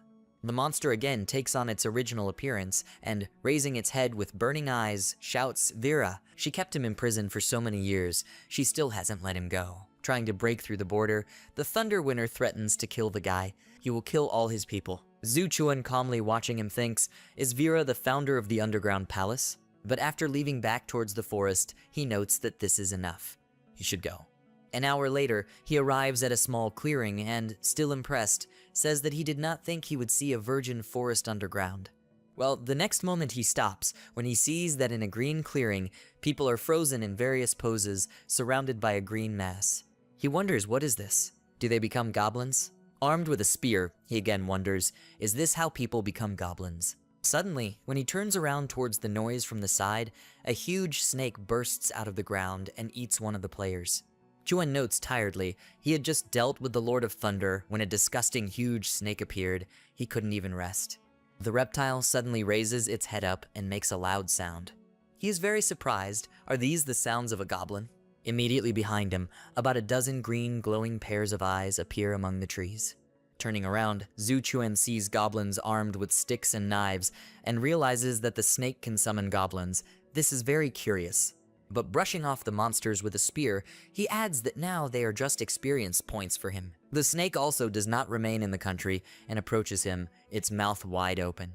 Chuan, instantly reacting, strikes it with his weapon, and the reptile falls defeated. He throws the spear over his shoulder and says that it seemed more terrible than it actually was. After looking to the side and smiling slyly, he notes that only soldiers remain. The goblins, baring their sharp teeth, look at him angrily and then go on the attack. One of the players, whom no one has chosen as a companion, watches what is happening in the clearing from behind a tree and notes that this guy is alarming. He thought it would be beneficial to follow people with special classes, but they all team up to defeat a huge snake.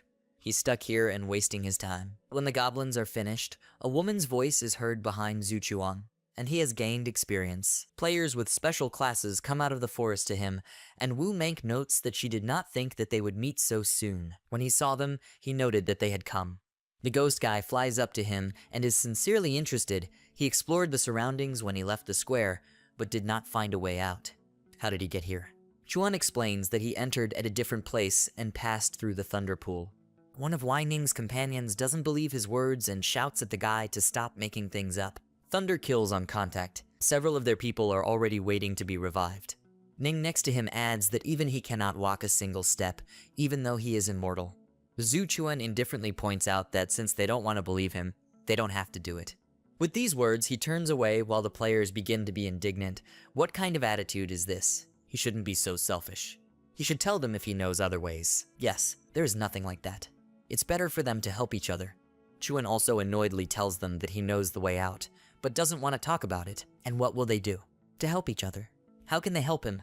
Moreover, this game supports PvP. If someone talks too much, he will simply kill that person. So what did they say? They immediately fall silent after he scares them like that, and stare after him for a while as he leaves. But soon, Wu Zhen crosses his arms and notes that even the 6 families of the magical city could not kill this guy. They should forget about their ideas, nothing will work out for them. Manga heads, are they ready to fight to the death with the Lin family if even a hair falls from his head? The brunette says that he was wondering why his name was so familiar. So he is Zhu Chuan. Well, the red-haired guy whispered to him to stop. It is in the game that they can be reborn after death. In reality, if they fall under the radar of a large family, they will be destroyed. Chuan, who apparently heard their conversation, apologizes and explains that he does not need her protection.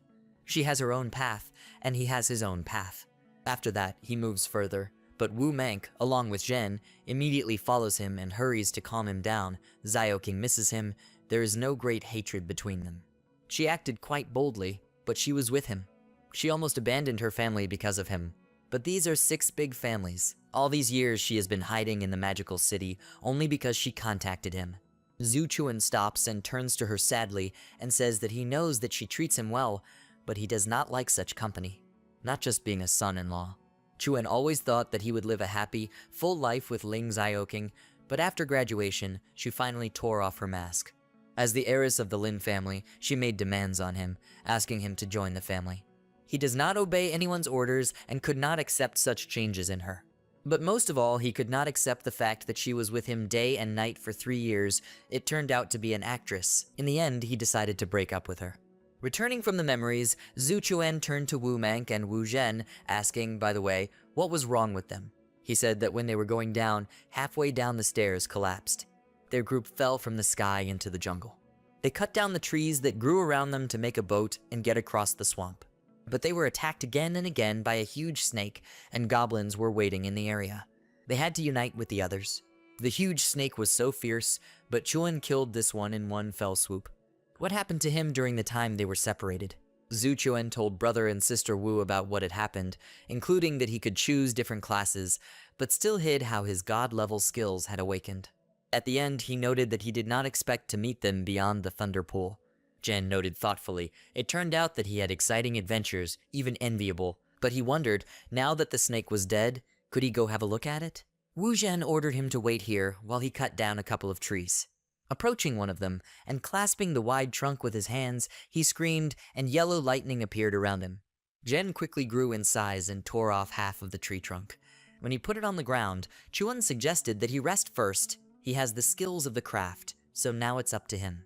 A moment later, in the place of the tree trunk, there was a shiny crafted boat, and Zhu Chuan was wiping his forehead in it. The system explained that this was a special wooden boat. The rarity of this falls into the bronze category. It is on the 5th level. The special thing about it is that it can float through a swamp and not sink. Wu Zhen, looking at this together with Wu Mank, honestly refused. He didn't expect the guy to have such skills. It took him a lot longer. He, extending his hand in a friendly manner, replies, "Come on. They have to do this together." After some time, the 3 of them are sailing in a boat through an emerald-colored swamp. Clouds of white smoke float above the water, but Chuan warns them and exclaims, they must not be careful. This is a miasm. It is poisonous. The boat slowly circles the rocks sticking out of the swamp while the stars twinkle brightly in the night sky. Zhu Chuan, tying a scarf over his face, looks into the distance and makes a remark. This is the first time he has seen the game drive players into a trap. He's afraid that people won't want to come back to the game after it's released. But Wu Zhen tells him that it's not that simple. Since virtual currency is linked to real money, people can use it to squeeze out. What does the guy think? Where is the meaning of life? Besides, it may already be too late to get out. He turns to him and asks again, is it too late? Does he know something? Jen answers briefly, no, not really. But he heard from people from Complete World that this is an unusual game. This concerns the fate of the Dragon Kingdom and even the whole world. Chuan, hearing this, opens his eyes wide in horror and wonders, can the game determine the fate of the world? Before, he would never have believed in such a thing. Since 2300, each of them has had a smart chip since birth. It is as important as their personality. But since entering the game, he had not received news from the real world for a long time. The bud has completely moved into another world. He tried to get out, but he couldn't. At first he thought it was a bug, or that you couldn't quit the game in the middle of a dungeon. Among the settings, communication and exit functions, he clicks on the last line, but immediately the system notifies him that he cannot exit. Zhu Chuan realizes with horror, it seems this is not an accident. They soon reach the shore, and he notes that they are almost there. When they find themselves on the ground, Chuan, looking at the small device on his wrist, reasons that, judging by the map, this is the westernmost part of the underground palace. But there must be a city here. Why is there only deep forest here? Is the city built in the forest? When all three of them walk along a narrow path of a dense forest, Mank clarifies with a trembling voice, "Are there goblins here too?" Suddenly Zhu Chuan arms himself with a spear and notes that they should all be at tea. They're coming. Wu Zhen also immediately uses his skills to increase in size. A crowd of armed, evil goblins is coming towards them, and then rushes forward, knocking down several at once, exclaiming, "It can't be, why are there so many of them?" A whole army. While fighting monsters with a sword, Mank is perplexed. Have they entered their territory?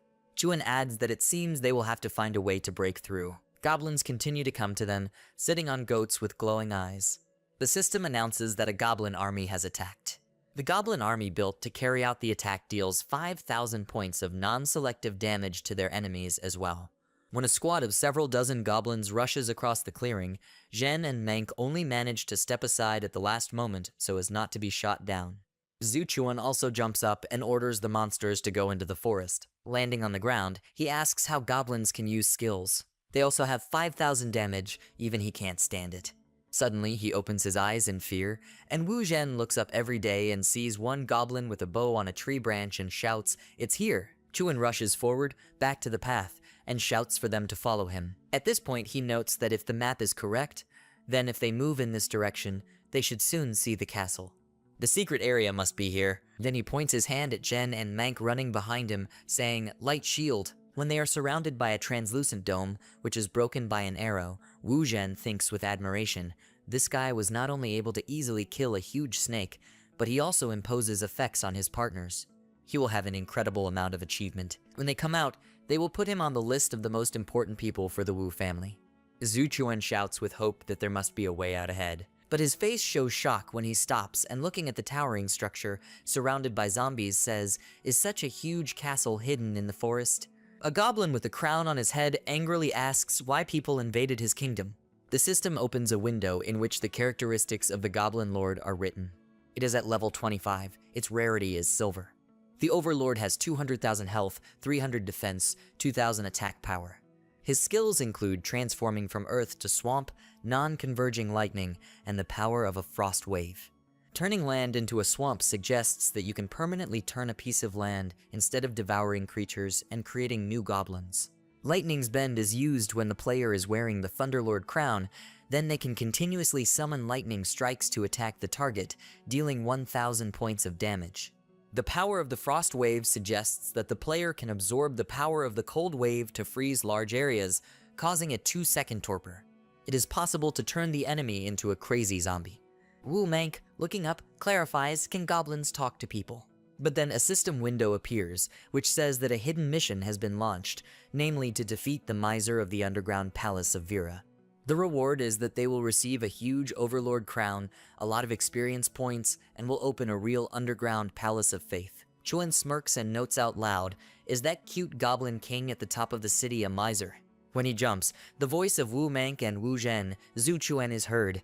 He flies from top to bottom right at the Goblin Lord, and he notices the jewelry on his hand, mentally exclaims, "Ring." He then commands another huge goblin nearby. This guy was with Kaidor. He stole his ring. He must be killed. The huge monster pushes off from the fowl and jumps straight towards Chuan.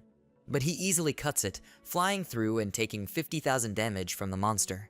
Mank and Zhen watch this with their mouths open and exclaim, "He did everything again in one fell swoop." Wu Zhen also understands 50,000 points of damage. This guy's power may be more terrifying than they thought. When Zhu Chuan finds himself on the roof of the castle, the Goblin Lord immediately asks in fright that he must stop. He shouldn't go near him. When Chuan points a sword at him, he immediately falls to his knees and, almost touching his forehead to the floor, continues to beg, no, he shouldn't be killed. He will give the guy the treasure if he doesn't kill him. He will tell him all the secrets of Vira's underground palace. The system immediately displays an information window that says the mission has been completed. The player defeated the miser of the underground palace. Then Zhu Chuan asked again, what? Then he must tell him the secrets of the underground palace. He understands what the consequences will be if he remains dissatisfied with this.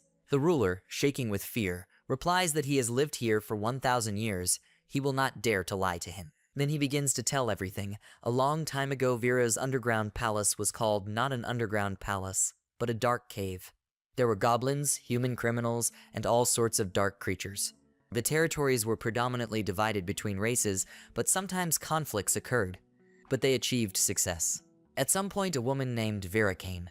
Her arrival completely destroyed the balance in the dungeon. She united the underground palace of her great power, ordered the creatures to build castles. They built altars, one after another, in the exposed areas of the dungeon. Altars opened every few hundred years. They were connected to the surface and attracted warriors from different worlds. The criminals were sent to the surface and became targets for the killing and training of these warriors. The goblin continued to say that he was originally the protector of the secret area and the altar. When Faith disappeared in a secret area on the surface, a frosty wave appeared from underground and people began to run away. He took the opportunity to take over the place, and it has been his ever since. Chuan looked away and began to think, judging by his words, the criminals of the underground palace were driven to the surface like wild monsters. But why does he say that those warriors from other worlds are called upon every few centuries? Isn't this a beta test for the game right now? And what did Faith need here? After these thoughts, he turned to the goblin and asked where the secret area was. The goblin replied that it was in the castle, but he needed a key to open it. He used to have a treaty as the Lord of Thunder. He helped him free himself. He in turn gave him the key to the secret area, but when he returned from there, he became unbearably cruel. Now he is afraid. Now finding the key will be problematic. Chuan took the key in his hands and asked him again, is he talking about this? The goblin was very scared and, pointing his finger with a dumbfounded look at the key, shouted, yes, this is what you need. But why does he have it? Did he really kill the Thunderlord? Chuan calmly answered him, no, he is alive. Does he know where the entrance to the secret area is? He should take him there. The goblin became embarrassed and said he knows, but the structure of the secret area has not been maintained for a long time. If this is opened abruptly, the structure may collapse and destroy the entire castle. Chuan reacted to the expression with his silence when suddenly Chuan, in a furious state of mind, found himself behind the goblin and began to shout, stop talking this nonsense. He must take him where he said. The goblin screamed, gritting his teeth in fear. Okay, he'll take him there now. Entering the secret realm of Faith. They entered the room and the goblin said, warrior, this is the entrance to a secret area. Chuan replied, that's good, he has nothing to do here, so he should take off his things and move on. The goblin looked at him in surprise and asked in a trembling voice, is that all? He replied that initially they agreed that he would spare him, and he would give him all his treasures. Meanwhile, the goblin, with hatred in his thoughts, shouted that he was a bandit and this belonged to him. Chuan suggested that he could take them when he killed him. How can he do that? The goblin became wary and asked with a downcast look, could he at least leave something about himself? Chuan replied that it depended on his sincerity.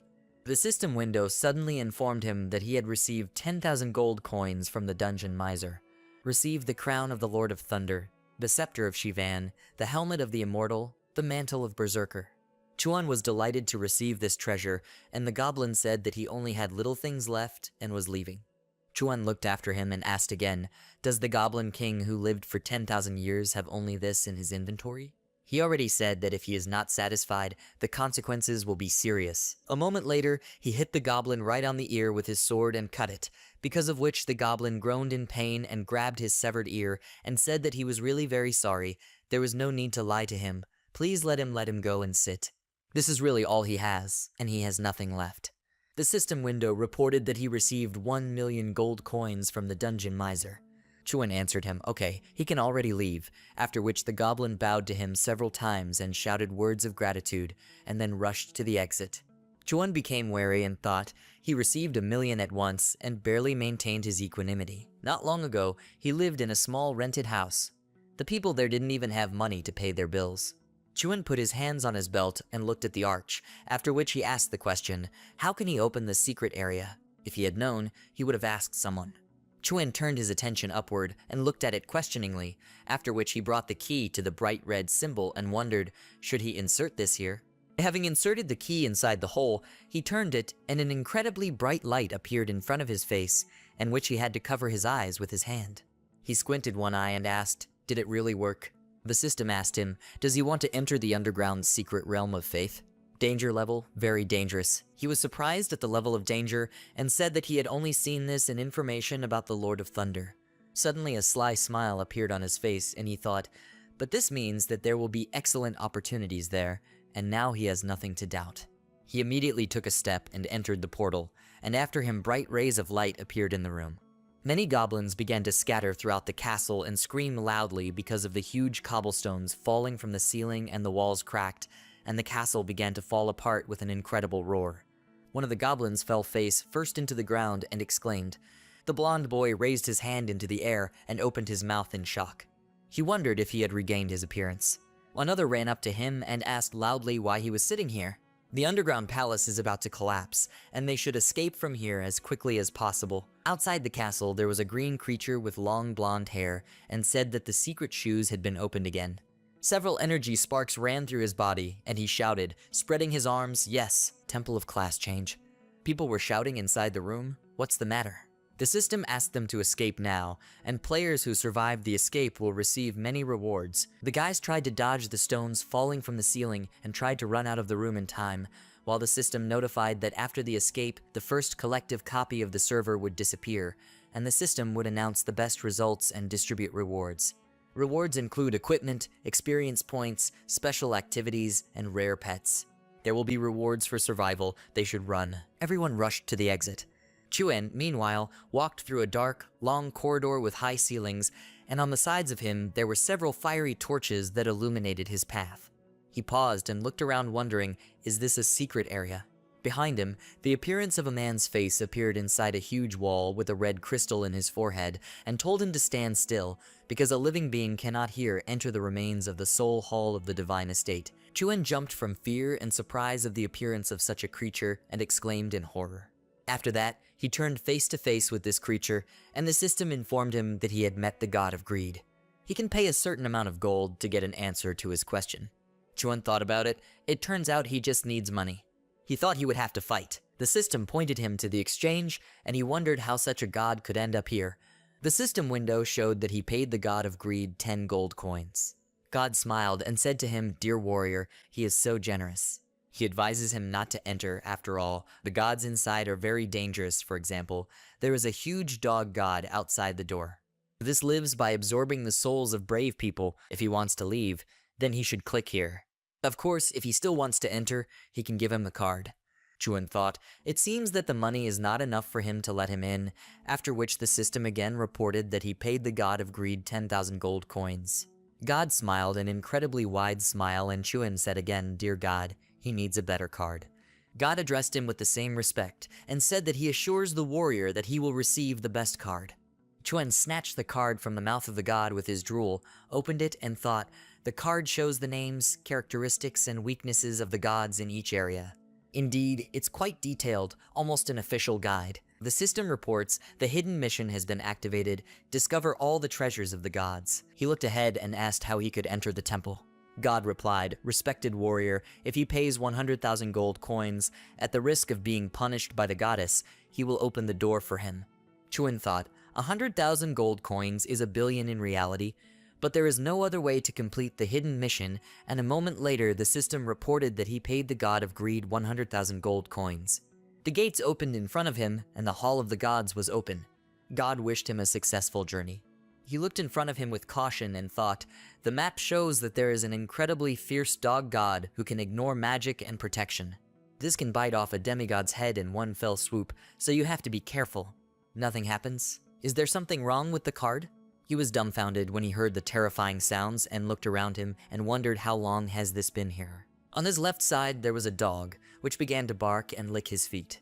He touched his forehead with his hand and asked with relief, did he cheat there at the door? The system window reports a hint. A lonely puppy considers him the owner. Does he accept it? Chuen asked, does this want him to become the master? Ordinary pets cannot help their owners in battle. What can this do? This seems pretty weak. The dog looked at him with a tender expression on his face, sticking out his tongue, and Chuen asked. He even began to show a cute expression on his face, Where did he learn this? He patted the puppy on the head and said that he didn't care and would take it with him. In addition, he does not yet need pets to help him in battle. Systems report, Warring Sky, Level 1, Owner Zhu Chuan, Rarity Unknown, Physique, Strength, Courage, Agility, Defense 1. Health 100, Magic Defense 1, Skill to be cute. The characteristics of this creature are quite low, and he calls it Zio Qian, although it does not look like the legendary dog at all. The system asks, Zio Chan asks for his experience. Does he agree to share it? He read this question and asked himself, what? Does this creature also need experience? Okay, he can improve this. It seems nothing has changed. Tian lit up with a yellow tint, and the system reported that his dog had gained experience and his dog's level had increased. Chuan was dumbfounded and shouted, what? The system again reported that it congratulated him on his pet gaining new skills. He saw the system ones and wondered in surprise, did all the characteristics increase 10 times in just one level? He can't be a god, can he? The level of this creature is 2, Owner of Chuan, Rarity Unknown, Strength and Agility 10, Courage 10, Health 1000, Defense and Magical Protection also 10. He smiled in the face of his pet and said to eat more. The system window reported additional information that at each level, the price will increase from 1 to 10 times. He thinks it's outrageous. Jianshi began to bark and wag his tail. Chuan stroked it again and said, although leveling up a dog is very expensive and more than other pets, but he has Kai cultivation, and in any case, he will give all the experience from this to the pet. Well, now it's time for them to move on. His legs glowed yellow a moment later. He found himself in front of the half-open gate and wondered what that sound was. Having entered the room, he noticed a man who was forging some objects and turned around to look at him questioningly, after which he asked, is he a man? This is the residence of the gods. How did he get here? Let him relax as he sees. Now he is just a blacksmith. Chuan was tense and took a defensive position, standing opposite the blacksmith, who turned out to be several times larger than him. He feels no hostility from him. After that, he spoke. The god of greed let him in, and he paid 100,000 gold coins for it. The blacksmith asked if it could be considered that he had been deceived. 100,000 gold coins. Yes, he is very generous. Chuan scratched the back of his head and said, something he didn't think about, because he didn't expect that the gods would also lie. He gave this creature 100,000 gold coins. The blacksmith continued to do his work and said in response, although he is a prankster, he does not think that he collected it for him. He just guards this entrance for too long, and even the gods change over time. Suddenly Tian broke free and was eager to run to the forge and make sounds at him. The blacksmith was surprised when he saw this in front of him and said, dog, he didn't expect that it would actually be reborn. Chuan straightened his hands and asked again, old man, does he know this? What kind of place is this anyway? The blacksmith replied, this is called the Temple of Reincarnation. All the gods who came here before were on their last legs. Some gods can use the enchantments here to restore their deeds and be reborn. This process lasted tens of thousands, sometimes even hundreds of thousands of years, and some gods prefer to be reincarnated in other places. Their goal is to return to the top or gain more power until she interferes. Chuan asked again, does he mean Faith? The blacksmith was surprised and asked again, does he know her too? He does not know her origin, but only knows that her powers are extremely terrible. They fought to prevent her from capturing the most central and shooting altar in the temple, but many gods who were seriously injured were forced to reincarnate. After she captured the altar, the temple was filled with black fog in the countries. Even the gods could not withstand the damage from this black fog. After this, there are not many gods left in this temple. It turns out that the source of the cold wave is Faith. This dog was originally a divine temple guardian and a demigod. Now that tens of thousands of years have passed, it has successfully become a god through rebirth, but the cost of this ability upgrade. Mortal, he came here for the inheritance of the gods, right? Chuan spoke in response, perhaps, but asked again, where is it? The blacksmith replies with a smirk, if he wants to find it, he must cross the forbidden zone and find the place of Faith's sleep. With his current strength, he is afraid that it will be a bit difficult.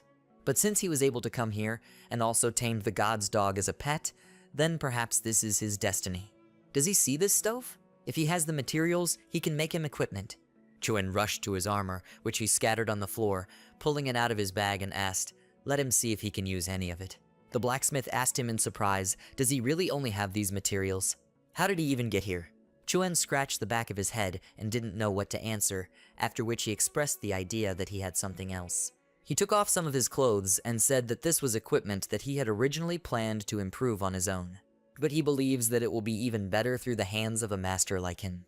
The old man grinned and expressed his interest when he suddenly became dumbfounded and said, This is the holy spear of the god of war. Chuan smiled and replied that everything is correct. This is a weapon given to the goddess of war herself. Old man, he really got it right. The blacksmith continued to stand in bewilderment and kept repeating that he had made it. Chuan was horrified and said in response, So that's what's the matter. He realized that this old man turned out to be the creator of the divine weapon, so his story should be of no small importance. But why did he stay in the temple? The blacksmith spoke, to be honest, even if you add all the remaining ingredients, it will not be easy to create equipment superior to this holy spear. Therefore, he should go to the god of the door. When he sees him, let him simply say that the old blacksmith sent him to him. He will definitely provide him with good materials if he receives enough gold coins. Chuan said, Thanks for the tips, old man. He walked towards the exit, and the blacksmith asked him to wait and take something. Chuan turned to him with a questioning expression on his face, and the blacksmith threw a purple stone into his hands, saying that he had slept in the stone gate for too long and might not believe him. This should help him. Chuan waved the stone and said that he had a heart and thanked him for his kindness. Meanwhile, the blacksmith heard an appeal to himself. Someone asked what he thought. Could he go further? The blacksmith replied that he did not know this. This goddess is too strong, but if he can, then not everyone will be free. In any case, let him try it. Tian began to make loud noises and look towards the glowing wall, while the unknown person continued to say that it was useless to be angry with him. Now that he's inside, he can't just leave here and will end up becoming an immortal ghost, unless he can break the curse. But he himself understands how difficult it is, right? Tian became sad and began to howl. Chuan stopped in front of a gate with a bright red outline and asked the god of doors, Is he still here? There was silence for a while, and Chuan looked in front of him questioningly, when suddenly the system reported that he had thrown away the coin. The god began to come out of the wall again with an incredible roar, and Chuan tried to go back. God turned to him and asked, Is it him again? Does he want to go out? Chuan answered him, No. God said that he had already said that it was dangerous inside, but he insisted on entering, and now he cannot let him out. Chuan showed him a purple stone, and God said, The one in his hand is from the old blacksmith. He saw him. Chuan replied, Yes, he wants him to improve his equipment. The old man asked him to come to him for materials.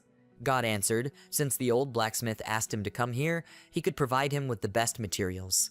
But all his materials are paid, they are not cheap, and he needs to think about it. The god suddenly shouted loudly, and the system reported that he had paid the god 700,000 gold coins. Chuan straightened his hands and asked, What materials can this be exchanged for? God responded, spat out a lot of human things from his mouth and said, Here is the turpentine of the demon king. When the gods fought, he took it for himself. Here is the bloody essence of the abyss dragon, and here are the panties of the goddess. Chuani wondered in bewilderment, are these things really worth it?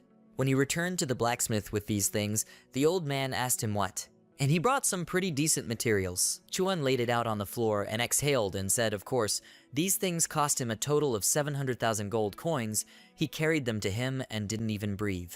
He knocked them to the floor with a crash, and a moment later a bright fire glowed in the furnace, and the old man said, These materials are enough to improve his equipment. Chuan turned to him again and asked if he could help him with anything. The blacksmith asked again, Does he know how to cast iron? He replied, A little, let him try to do it. He pointed his finger towards the old man towards the table with different types of hammers, and said that this was there and let him see which one suited him. He turned towards the table, and the system reported that he had discovered a special item, the hammer of the blacksmith god. He must lift the hammer, he will be able to gain the approval of the blacksmith god, and he will have a chance to receive a gift from him. He thought for a while, stopping in the middle of the room. The old man was originally the Martin god, and it is definitely not that easy for him to get his approval. He needs to lift the hammer, so he will take the biggest one. When he took the largest one, he immediately dropped it on the floor with an incredible crash, and with trembling hands tried to pick it up from the floor, loudly exclaiming from fatigue. The blacksmith asked him not to overestimate himself and start doing less. The system reported that the kill-in-hand skill has been activated. His magical powers began to penetrate the hammer, and he groaned loudly once more as he tried to pick it up from the floor. The blacksmith standing behind him opened his mouth in shock and shouted, This is the biggest hammer, even for him it's difficult to lift it. How did he do it? Chuan, with incredible joy, held the hammer at a height and, throwing it behind his neck, said he just made a little more effort. After he lifted the hammer, he suddenly felt that it had become several times easier. He had the feeling that this was another test. The old man pointed towards the forging table and said, if so, then he must beat this piece of gold 100 times. He began to perform these actions, and the system congratulated him on the fact that he had raised the god of the forge for the first time and discovered a new improvement and hardening skill. Improving the hardening, the material that he improved has a high chance of improving the quality several more times. He thought that he was lucky, and this is what he needs now. After these thoughts, he struck the gold bar with his hammer, and after a moment stopped and placed it on the floor. He leaned on his elbows to rest, trying to catch his breath, and the blacksmith spoke to him thoughtfully so that he should listen to him, because he was not a mistake at all and had some capabilities. This beautiful piece of gold was originally a top-tier mythical grade material, but after forging it, it can still be improved. This piece of gold is simply something unreal. Even he can't forge something like that. His skills are clearly superior to himself, so he will be the one to forge, and he will be in charge of polishing, enchanting, and casting. Thanks to him, he can use materials better than mythical ones to make weapons. He shouldn't worry because he will help him. Some time later, Chuan sat down on the ground, threw the young man with a roar and said, gritting his teeth from fatigue, for the first time he worked so hard without a break, that's it, he no longer has any strength. The old man answered him that he had not worked in vain. It was better than anything he had ever done. Looking at the brightly glowing things in front of Chuan again, the system window that reported, the helmet of the god of absolute protection, the mask of the unknown god, and the necklace of the god of pouring light, the armor of the god of absolute protection, the belt of the god of absolute protection, gloves of the absolute power of the gods, leggings of the god of absolute protection, boots of the god of absolute protection, sword of the god of war. Sword of the God of War, level requirements, no, equipment level is 1. The assessment is world class, the status is assigned by the gods, the only bearer is he. Quality, strength, essence, agility plus 100, attack power plus 99, attribute, world class equipment created by the god Yaoxi with skills that can be improved. The current bonus, the attack ignores all enemy defenses and reduces the enemy's attack power and attack speed by 10%, doubling their attack speed when attacking. He raised the new sword up and said with joy that it was amazing what attributes all these equipments had. He thought that gold level items were already very strong, but apparently he didn't know everything yet. He turned around and turned to the old man and said that he felt that this outfit was even stronger than the inheritance of the gods. It could even defeat faith. The blacksmith asked him not to rush to conclusions. The power of the gods exceeds his imagination. For example, originally the owner of the equipment he met was called the Thunder Lord, right? As a mere divine being, he was already invulnerable to all physical attacks, let alone a true god. However, with his masterpiece, he is now truly stronger than many gods. Tian began barking near Chuan's feet, and the blacksmith continued to report that he actually had 2 options. The first option is that he should leave now. He already has equipment worthy of the inheritance of the gods, so he should return when he grows up. Chuan asked again, looking at him, what is the second option? The blacksmith answered, second, he will have to risk his life to kill the rest of the gods who have lost their minds to enter the deepest palace. The goddess Vera rests there. All he needs to do is defeat her and unlock the boundaries she set. But if he dies at her hands, he may never be able to return to life. The system window reports that he has a hidden quest, an order from the gods. He must go into the depths of the temple, unlock the boundaries of faith, and free the gods in the temple. It is dangerous, extremely dangerous. If he fails, he will not be able to either leave the game or continue the game. Chuan widened his eyes in fear and thought that if he failed, he would disappear forever. The old man spoke out, to be honest, he has great talent, and it would be unbearable to see him die. But the choice remains for him to go further or not. Chuan looked at his sword and turned to the old man and asked, he has done so much for him, shouldn't he try?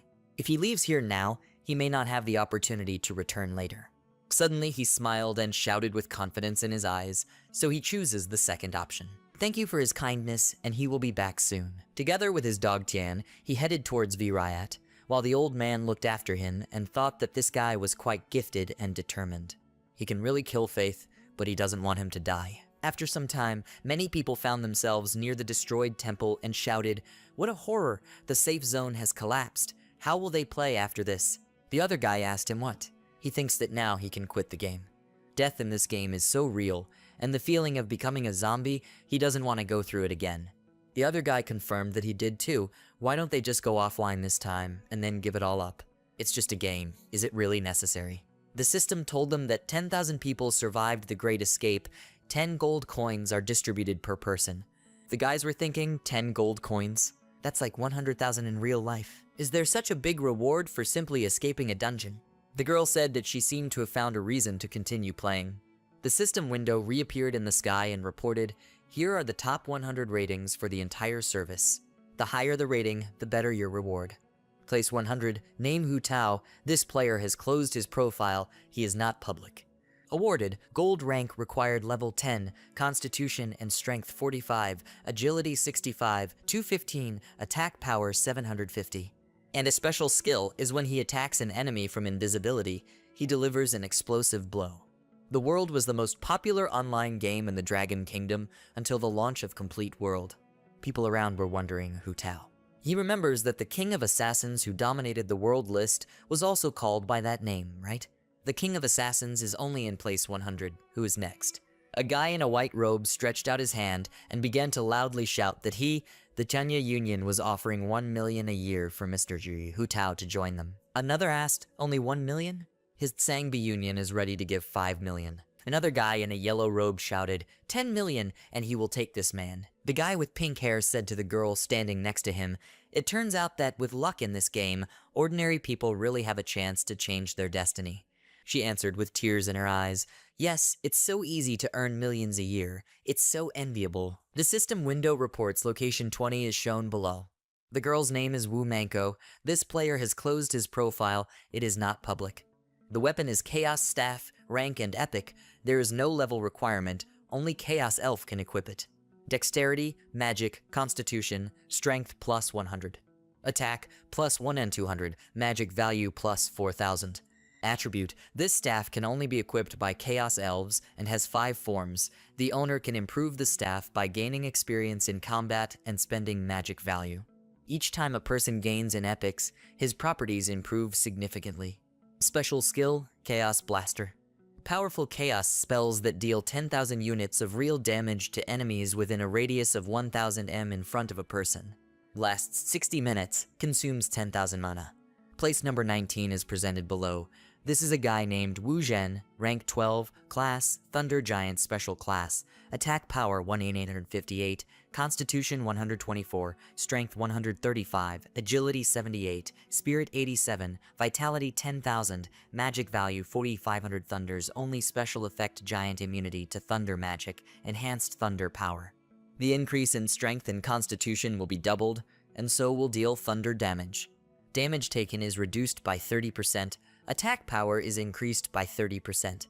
The people around who saw the information panel data were wondering, Wu family, why the Wu family again? It looks like the family has gained a lot of strength this time. Meanwhile, in Pingcheng, in the capital of the Dragon Kingdom. Several guys gathered at one table. A guy in a formal suit with blue hair said, "The Wu family from Pingcheng and the Lin family from the Magic City have always maintained good personal relationships with each other. The Wu family also played a role in the destruction of the 6 families in the Magic City." The other guy said, "These 2 family members are still in such a high position, so in the future they should be more careful and polite with the Wu family." The system then reports a list of the top 5 best. Name: Malin Mirong, rank 18, immortal sword class, special class, attack power 3d 545, constitution 145, strength 165, agility 174, to 198. Sword fairy unknown, cannot be determined at present.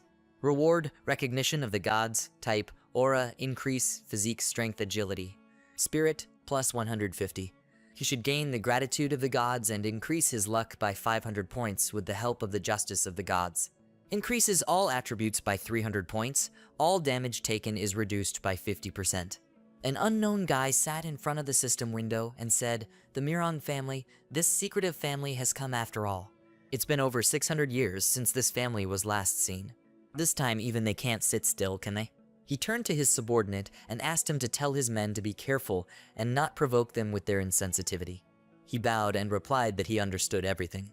After that, this man was approached by the next girl who was dressed in a pink suit with a short skirt. Her hair also looked unusual and was purple. She turned to the man and asked which sword fairy, And why is the Murong family only in 5th place? Maybe they haven't shown their strength yet?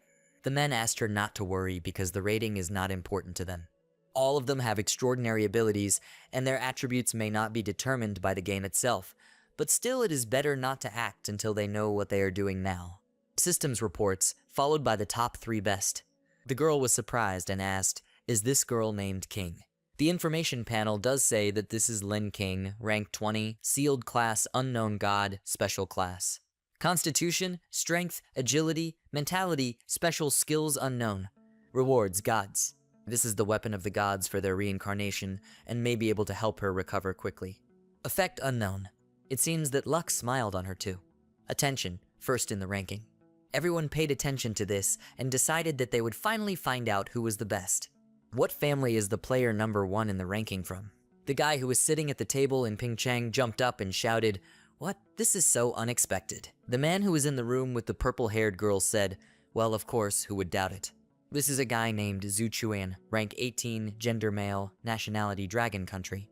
Raku class, shadow sharper, ancient Maka, god of war, elven patron, sage of light. Titles, lumberjack, bobo, treasure hunter, imprisoned. Talent, master caster. Constitution 1 in 103, strength 1 in 155, agility 1 in 105, 2 1 in 145, health 79 in 200, mana 70 in 500, attack 25 in 400, defense 1 in 510, skills, kill an arm, Kai refining, dragon search. King was stunned by this news and screamed his name out loud when she saw the information panel in front of your face. Meanwhile, Chuan took steps along the corridor and leaned against the wall, saying, "These are just a few remnants of souls, but it's still not easy to deal with them because they were once gods. If it weren't for the equipment that the old man made for him, he would already be dead." When he entered a room unknown to him, the question arose, where was he? Everything around him was illuminated with bright light, and also in the center between the huge pillars a huge magic stone was visible, which was hooked with chains that were brightly burning in a purple hue. He stopped and saw the goddess Faith inside the magic stone and asked, "Is it her?" Suddenly a huge fist was directed at him from behind. He noticed this from afar and turned sharply in that direction, after which he took a defensive position and screamed loudly in horror. Thinking about this, he thought, with such equipment, he can ignore 90% of the damage, and the defense is more than 1,000. And this can hurt him? The system reports that the kill an arm has been activated. He began to fight with many huge hands attacking him when he suddenly stopped, after which he continued his sharp movements and began to destroy one hand after another.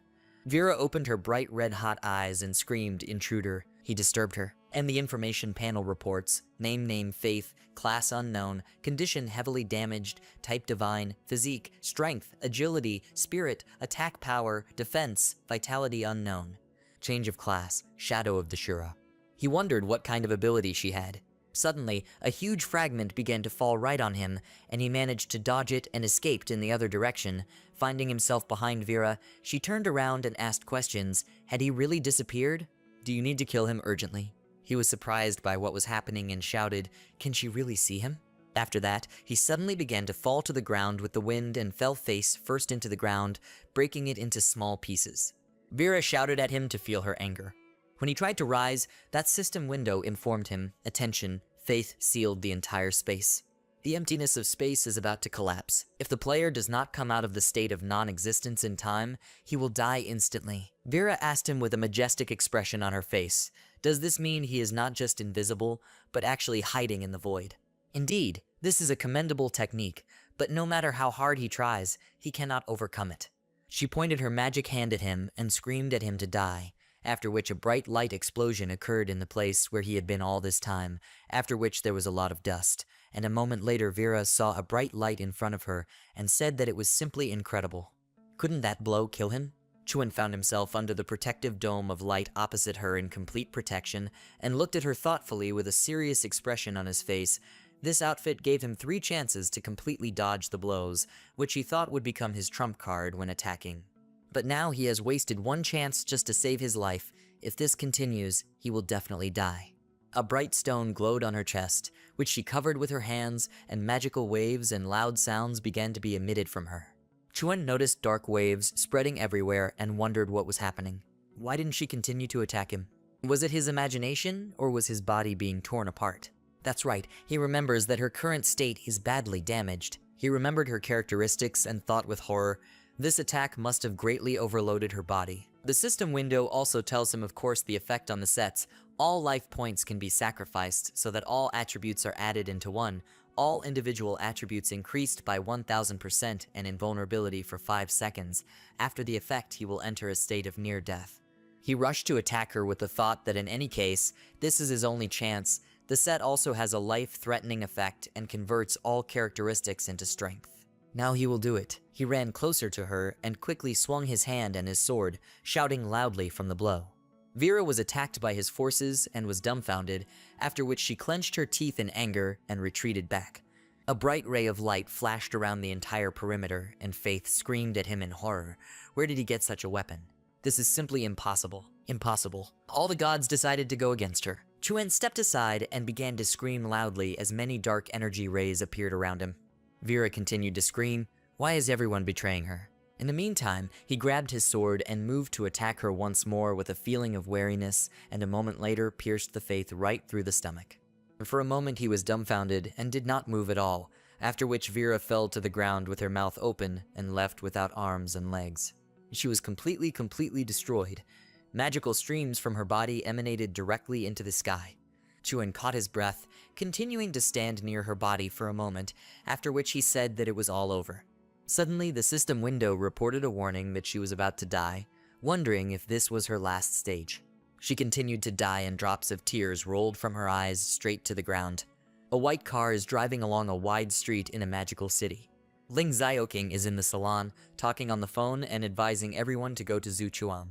They must also remember that they must not interfere with him and must stop anyone who wants to interfere. Having finished the conversation, she sighs heavily and thinks she could not even imagine that from an ordinary person he would turn into the one he is now. Perhaps in time, he will be able to stand on par with the Lin family.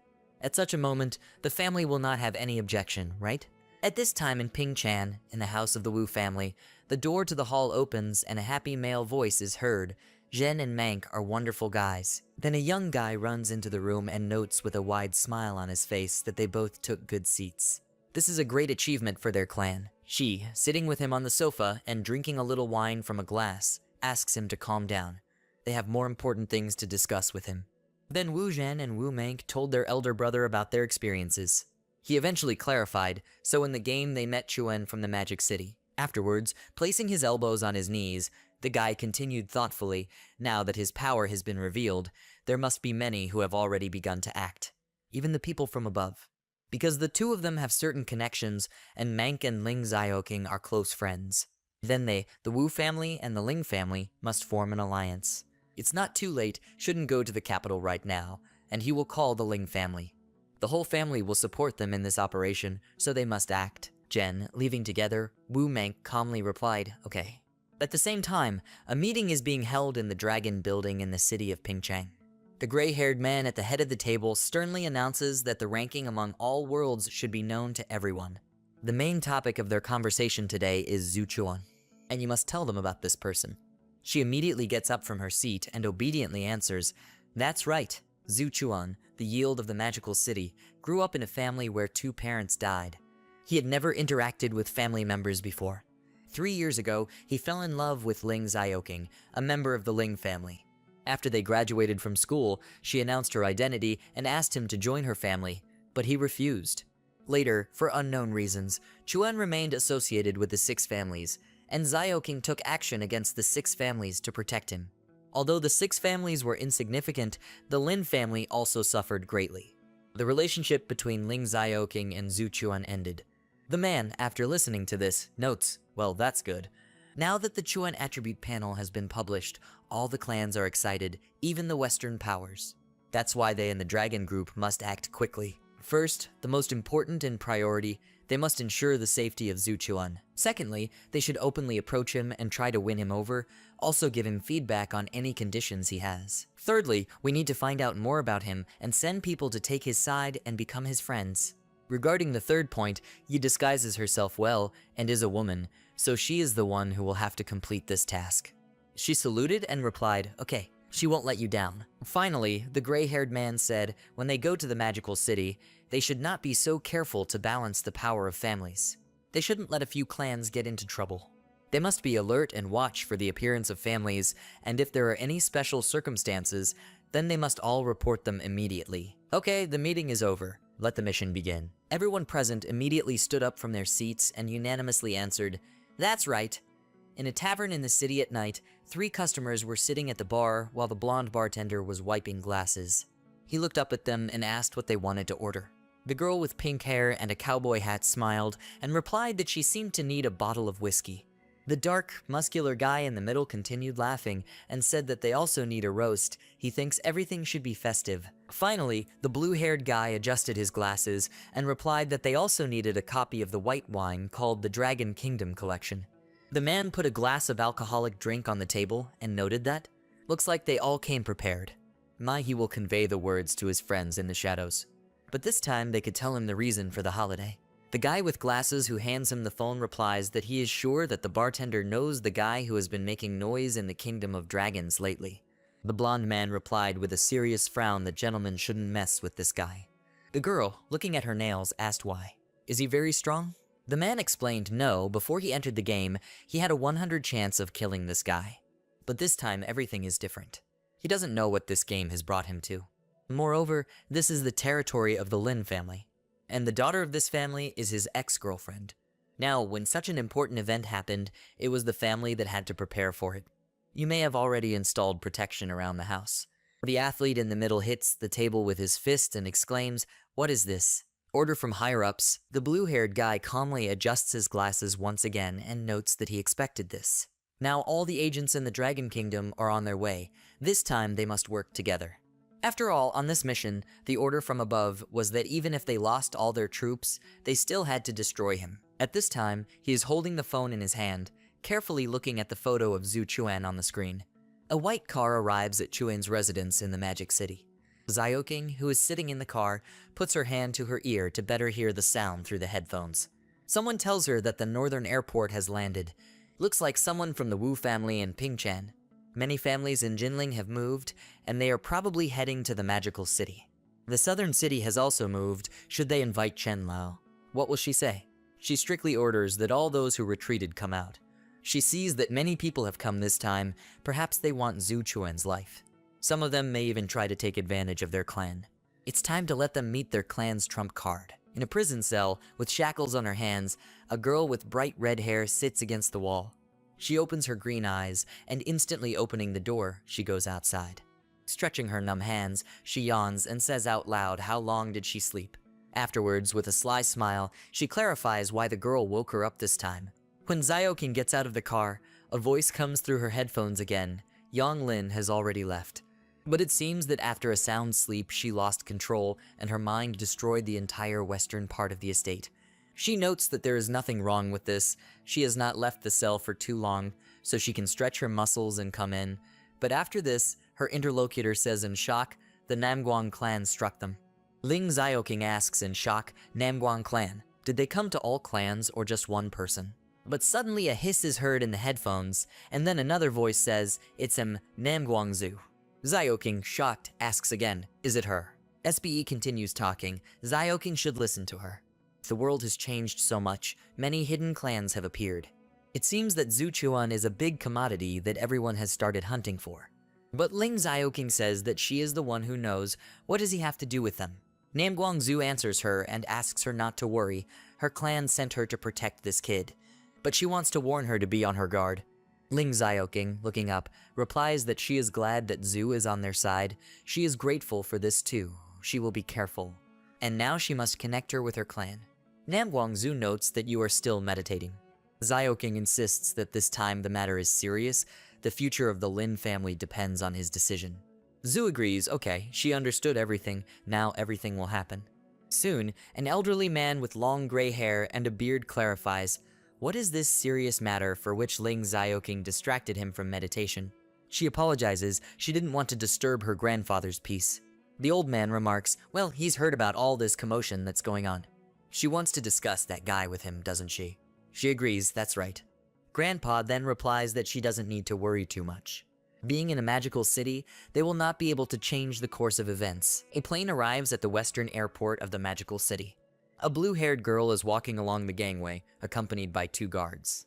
When she enters the lobby of the building, she enthusiastically looks around every corner, while the guards try to keep up with her everywhere. After that, she calms down and says with a smile, "The magical city is so amazing. Why wasn't she here before?" But suddenly she looks up and is very surprised. The man extends his big hand to her and explains that the guest of the Zio clan from the southern city should stay here. She clarifies the Lin clan, it seems, but knows him. He is the same person. The man snaps his fingers and continues with a smile, Ling clan assistant, Ling Han. The blue-haired girl cheerfully agrees, yes, Han, the same one who was almost killed by the Ling clan.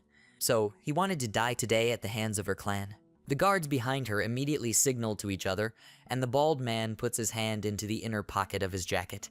Ling Han, towering over her with glowing red eyes, exclaims, "Just because he detained her here does not mean that they should try to kill him." The girl smiles embarrassedly and tries to calm him down. It was just a joke. At this moment, she mentally makes a note that since this territory belongs to the Lin clan, it is better not to conflict with them for now.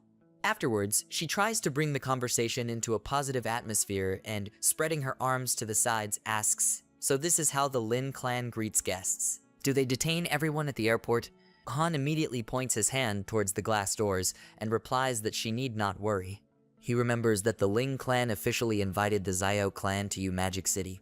Since they're coming, why don't they go and wait at their mansion? She is dissatisfied and clenches her teeth and answers, "Okay." She's never been there, now is the best time to check it out. He lets her through along with the guards, smiling and exclaims, he asks to follow her forward. The girl grunted dissatisfied and walks forward, loudly stomping her feet.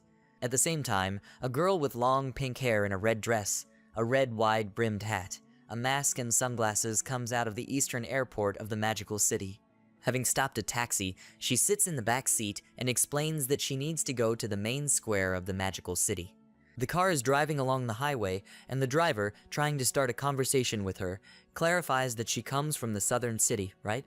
And for the first time here? The girl, looking out the window, reluctantly explains that this is the second time she has been here. Her boyfriend works in this city, but he is usually very busy, and she has to visit him on her own. The brunette chuckles and notes that life is not easy for young people these days. She agrees, that's for sure. But suddenly she exclaims, "Stop. This road does not lead to the main square of the magical city, does it?" He must stop the car now. The man driving chuckles and explains that she misunderstood everything. He takes a detour because the main road is too congested. She doesn't have to worry, she won't have to pay extra. But the girl takes out a pistol from a holster tied to her leg and, holding it forward, screams he is not a taxi. He must admit who he is. The man immediately apologizes if she allows. He will introduce himself. His name is Lin Kun. He is a member of the Lin clan. She asks again, Lin clan. What business does this clan have with her? Kun repeats that she shouldn't worry. Her Su clan is one of the best. They won't do anything to her. It's just that his clan doesn't want them to get into the Magic City's sofa. The girl sighs heavily and explains that she never even thought that someone would try to catch her. It looks like the Ling clan was playing it safe this time. Lin Kun explains that there is no information in this capital that the Lin clan does not know. This time, even the elders are getting in on the action. They, servants, can only carry out orders efficiently. If the elder said that the sky cannot be turned over, then no one will ever be able to do it. After some time, they arrive at their destination and walk into the spacious hall of the house, where people have already gathered. The girl with a dissatisfaction next to her looks forward, when suddenly someone's voice is heard nearby. It's so boring. A blue-haired girl lying on a massage chair and picking her teeth with a toothpick asks if they at least have some board games here. Well, opening her eyes and looking to the side, she asks in surprise, what? Did they invite people from the Su clan too? But Kun notes that this is not so. They came on their own. Afterwards he leaves and tells them one last time to stay here. He thinks they have a lot of things to discuss. If they need anything, they can simply call him. He will be their personal servant and escort while he is not in the capital. The wild-haired girl, sitting down on a chair, agrees, okay. As soon as he leaves, the younger girl immediately hugs her and joyfully exclaims, "Pingting." They caught her too, right? She tries to push her away and asks what she means by caught.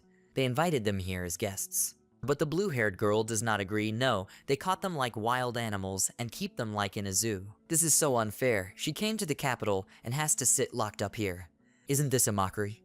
But suddenly a voice is heard next to them. It can't be. What kind of people? Turning around, they do not see Wu Mank along with Wu Zhen. She notes that she thought that they were the only clan that was invited here. Pingting wonders, is this the Wu clan? When Mank and Zhen sit down in the chair opposite, she notes that she knows them. The youngest girl from the Zio clan, Zio Miao Miao, and the most talented girl from the Su clan, Su Pingting. It's strange that the Su clan never showed it. Why did they let her come here then? She invites them to be here without unnecessary chatter. She is sure that they are all here for the same reason. She knows that the Wu clan has always had good relations with the Ling clan.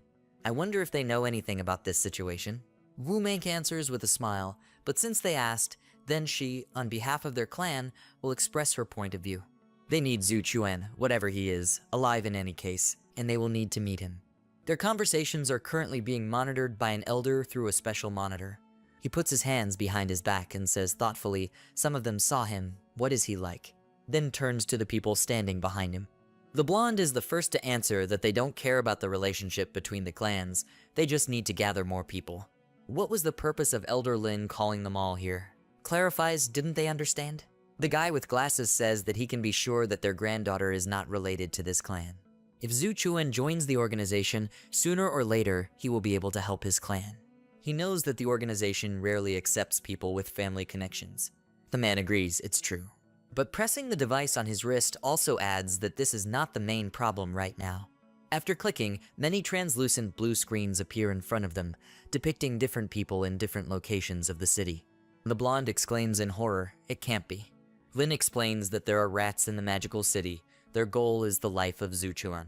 Moreover, people from hidden clans also take part in this. He can't stop them all. The guy bows and says that now he understands why the elder gathered them all. Then turning to the others, he extends his hand forward and orders Enyi to go to Chuan and protect him even at the cost of his own life. If something happens, then she must report everything to him and make sure that the guy is safe. Lin, who should report the situation to his superiors and ask that the spirit and darkness teams be brought here. They both exclaim in unison, it will be done. Elder Lin, after observing him, notes that the young man has good intelligence. If so, then he will leave everything to him. Small drops of water fall from somewhere above and land directly on Zhu Chuan's face, causing him to wake up. Slowly you opened your eyes. The first thing he asks is where is he? But clutching his head, Chuan remembers exactly, he fought with Vera. Further, he is shocked again when, examining the palms, he exclaims, where is it early? Is he really dead? In the hall, two guys grabbed each other by the collars of their shirts and shouted irritably, it was you who killed him. Another man lies on the floor next to him, choking from the foam flowing from his mouth. Ling Kun, squeezing through the crowd, asks what's going on. After that, he separates the two guys, but they still continue to fight. The red-haired man is indignant. Their clans were at enmity, which means he killed him. But the brunette tells him that he is a fool. His clan would never act so vilely. It seems he is the killer. Another girl in a purple dress and hair tied up in a high bun screams what the Lin clan want to do to them. They locked themselves here for reasons unknown to them and promised to provide them with safety. What now? Suddenly someone appears and throws two arguing guys to the sides with one blow. Afterwards he clarifies to the blonde, it's Lin Kun, right? His master instructed him to take up this matter. He asks confusedly, is he like that? The man introduces himself. He is from a team called Dragon, Chen Suo. Then Kun replies that he understands everything. He will immediately order people to block the entrance to the house and count the number of people in the building. At this moment, he also mentally notes that there could be no mistake. The direction from which he just came is the secret room of the ancestors. He did not expect that people with power had already arrived. But suddenly someone contacts him through headphones and reports that the Zhu and Bai clans have arrived. The Aoyang clan has arrived. The Zio clan is missing. Yu's clan is gone. The Su clan is missing. Lin Kun bows to Mo and says that important clans ran away during the commotion, so he will immediately send someone to find them. But Chen Mo explains that this is of no use. All these clans have gathered here for one purpose. Someone from the Dragon Squad has already set out, or whatever it is, to look after this place. At this time, the four of them are walking through the streets of the city, and Miao Miao says enthusiastically she didn't expect that everything would go so smoothly. The guys are just something. But Wu Chen tells her not to be too happy for the food, only they took advantage of the opportunity to escape, and it won't be so easy for them to get to Zhu Chuan. Maybe someone else wants to take his life. Hearing this, she frowns and clarifies what the big man means. Does he suspect that she is here to kill him? Jen replies that everyone knows about their relationship with the Ling clan. We can say that this is not excluded. Zio Maya Meow wants to rush at him screaming he's an idiot, but Su Pingting manages to grab it and puts it in his mouth and asks her to be quiet. She hums while Wu Mank watches them carefully from afar. The next moment, without saying a word, they use their abilities and pushing off with their feet from the ground and then jumping from the walls of buildings to the roof. She looks down and sees the guards shouting loudly faster. They need reinforcements. When Wu Zhen approaches her and puts his hand on her shoulder, she excitedly exclaims, "What happened to Zioking?" He calms her down and asks her not to worry. She is in the capital, so everything will be fine. They must not be allowed to be found. Mio Meow at this time activates her abilities, and looking at them notes that it's so troublesome. Soon, when she manages to open a special screen, Zhen, coming up with Wu Mank, asks, "What is this?" She adds that all the cells in the city must be under the rule of the Lin clan. But Zio Maya Meow explains that it is not the image scanner, but her power. Are they now convinced that they can trust her? The screen displays a written dialogue between Ling Kun and Ling Zioking. He announces that the Wu, Zio, and Su clans have disappeared from the estate. If there is no serious business, then they will most likely head to her. She replies that she understood everything. How are things going inside the estate? Kun replies that the Kiyu family has lost one person, everyone else is fine. Now there are people with power here, and Chen Mo from the Dragon Squad is helping to control the situation, it seems, on the orders of the Elder. Zioking, hearing this, wonders, is the Dragon Squad. Grandfather decided to combine his strength with power.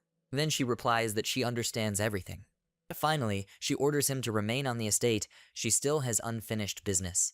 In response, Lin Kun obediently replies yes. At this time, she is watching a fight between a dark-skinned guy and another dark-haired man. The guy notes that in front of him was once number 9 on the list of killers, a raging wind. He never thought that he would become such a pitiful errand boy for the Lin clan. The raging wind rushes at him screaming, "Less words, more action." Then the brunette instantly increases in size and mockingly looks at how the wind is trying to somehow defeat him with a blow. After that, the guy raises his fist to hit, but he instantly jumps to the side and sends an energy wave in his direction. The brunette first covers himself with his hands, and then begins to scream furiously. But the raging wind takes advantage of the moment and attacks from above. A moment later, the guy is defeated. Zioking notes that the wind did a good job. It was not bad. He stretches his shoulder and says that there was no problem. Suddenly, someone's laughter is heard nearby. Who they see, he thought the Lin clan was much more capable. Ling Zioking and the raging wind turn around to see a squad of several people wearing black robes, sunglasses, and masks. Each of them has 2 sharp swords in their hands, and a blue-haired guy walks at the head. He angrily continues to say, "It seems this mission is not as dangerous as he thought." And much more, they can see how long the 2 of them can last. But suddenly Young Lin attacks him from above, causing him to instantly fall to the ground. She addresses him contentedly, "So what is this? They only know what to say, yes? If so, then she would like to ask them for something. They shouldn't die too quickly." Wu Zhen, who was watching this through the screen along with everyone else, asked in shock, "Did Zioking really let her out?" Mio Meow turned to him and asked what he meant. "Is this girl very cool? She looks quite young. How old is she, 13 or 14? But he crosses his arms and answers sternly, "No. She must be around 40 now." Only her memory and mind have been stuck at that age for so long that she spends most of her time dozing. Zio Maya Meow suddenly remembers, wait, is it really Yang Lin? The only surviving representative of the Forbidden Clan. Jen confirms this, yes, she is the one who lost control and killed her entire clan. The Yang clan was once a forbidden plane that had some of the best fighters in the world, but they all died at her hands. Only the Ling clan took control of it. Having already dealt with all the armed people, Lin, with red burning eyes, mockingly asks, is this all they can do? She didn't even have fun. But suddenly she turns around, frowning, and asks who it is. But seeing in front of a blue-haired guy and a girl with a cowboy hat on her head, who had 2 daggers in her hands, she noted that they were daredevils. The girl immediately rushed to meet her, but Yang Lin said with a crazy smile, and it was still slow. When the hairy girl gets close to her, she grabs her by the neck and screams, "She caught her. Caught it. She caught it." But the girl shows the same crazy smile, and while soft pink petals are falling on them from above, energy waves spread out to the side. Lin freezes, eyes wide. Zhu Chuan moves through the endless dark space when he suddenly sees a girl ahead. Approaching, he notes, "Is it her?" Vera lies curled up in front of him. Suddenly, she opens her eyes, and when she rises, she emits a bright light. He begins to close his eyes and suddenly sits down in his chair and screams. Raising his hand, Chuan asks out loud, "Is he home?" He didn't die. But why does he have the feeling that something is pressing on his legs? Looking forward and seeing her again, he says, "Vera." Zio, Mio Meow, and everyone else are looking at the screen and wondering why they stopped. Wu Mank adds, "Yong Lin will just die like that." At this time, a knife sticks out from Lin's back. The hairless girl shining from behind, holding the handle, mockingly notes that she is strong, but too self-confident. But does he really think that she can't be killed? Yang Lin only calmly replies, "The scent of these leaves." The girl is shocked when suddenly a black hole appears at the site of the impact. Lin gets up and exclaims loudly, but it wants her hand. Then she uses her abilities, and the girl's arm is enclosed in a purple cloud up to her elbow. The next moment, her scream is heard. "Hand, where is the hand?" Splashes of blood fly to the side.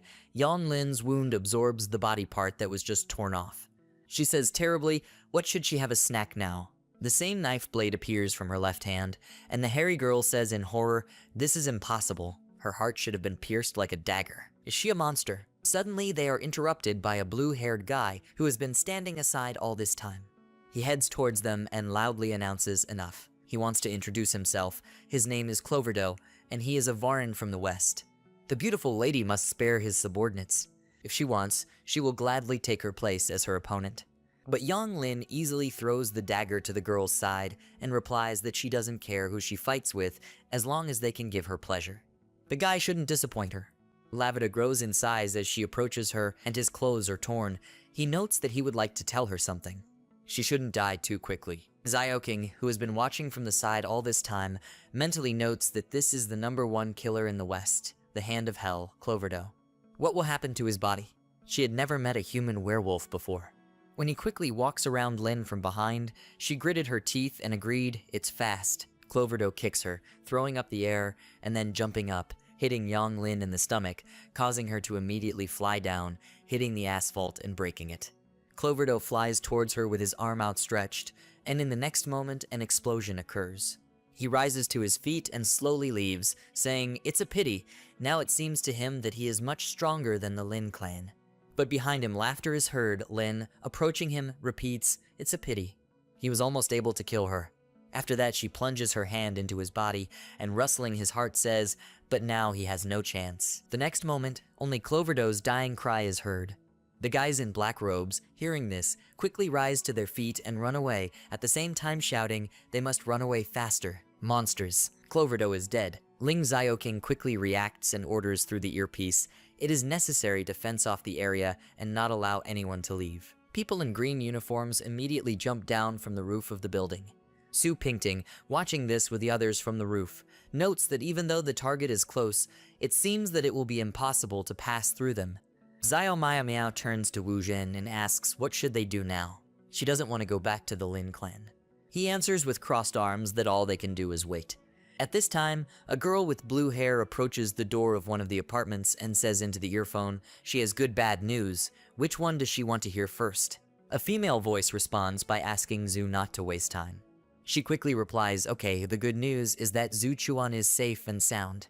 The girl, the interlocutor, clarifies, "What is the bad news then?" Namguang Zhu replies that the bad news is that there is a girl with him now. A female voice says in surprise that. She chuckles and says with a smile, "It seems like this is a big shock for her." But suddenly Zhu turns around and sees a purple glow behind him and notes that this is an aura. It seems that someone finally escaped and managed to get here. At this time, Vera opens her eyes and, looking at Chuan in surprise, asks who. And where are they? He wonders, does she remember anything? No, that's not the point. How was the NPC in the complete world able to return with him in reality? Also in this form. Then he sighs, and handing her the t-shirt asks her to wear it. A couple of minutes later, Vera's voice is heard, so who is he? Zhu Chuan clarifies, does she really remember nothing at all? But she also begins to cry and asks again who she is. He just looks at her, and Vera adds that he can't remember anything. Then Chuan asks her not to cry. She gradually calms down, and he says in confusion she shouldn't worry, over time she will remember everything. At the same time, he thinks that he seriously does not know what to do in such situations. Vera looks at him to clarify, he knows her name, right? He explains yes. When he says her name, she begins to write glowing hieroglyphs in the air and asks again Vera. Zhu Chuan, watching her in shock, thinks, is this magic? But they are now in the real world. Suddenly she snickers and exclaims, what an ugly name, she doesn't like it. He leans towards Vera and notes that he doesn't like it. Then what about Waina? The hieroglyphs in the air change to this exact name, and she agrees she really likes it. Friend, a rumbling sound is heard from her stomach, and Chuan leans over to clarify, does she want to eat? Okay, she should wait a little. He will now prepare her his signature dish. After a while, when he stands in the kitchen, he opens the information panel and thinks out loud. He has not received any information from the outside world since he went to the secret kingdom of faith. It turns out that so much happened during this time. The information panel features Ling Xiaoqing. Her rank is 20. Her class is sealed by an unknown god, a special class. Physique, strength, agility, mentality, special skills are classified. She has the reward of the Scepter of the Gods. This is the weapon of the gods before their reincarnation, and may be able to help her quickly recover. The effect is also classified. Zhu Chuan, having become acquainted with the information, says it really shines wherever it appears. But since Vera was able to get into reality and use magic outside the game, I wonder if he can do that. He then suddenly extends his right arm and exclaims, Fireball! But there is only silence in the room, and he bashfully notes that apparently this does not work with him. But suddenly some kind of radiance appears, and Chuan, raising his hand, asks, were they sparks? Must try again. Fireball! His palms immediately burst into flames, and he says contentedly, it worked. At this time, a girl in blue shoes climbs the stairs, and a voice in her headphones asks her not to enter. It's not safe here. Gu Lin, the chief steward of the Lin clan, walks along the paved path past guys in green uniforms who are helping each other heal from their wounds. Lin notes that logisticians have already dealt with the lost case. But where is Ling Xiaoqing? One of the men replies that perhaps she went there alone. He immediately screams, they're not completely crazy. Who dared to let her go there alone?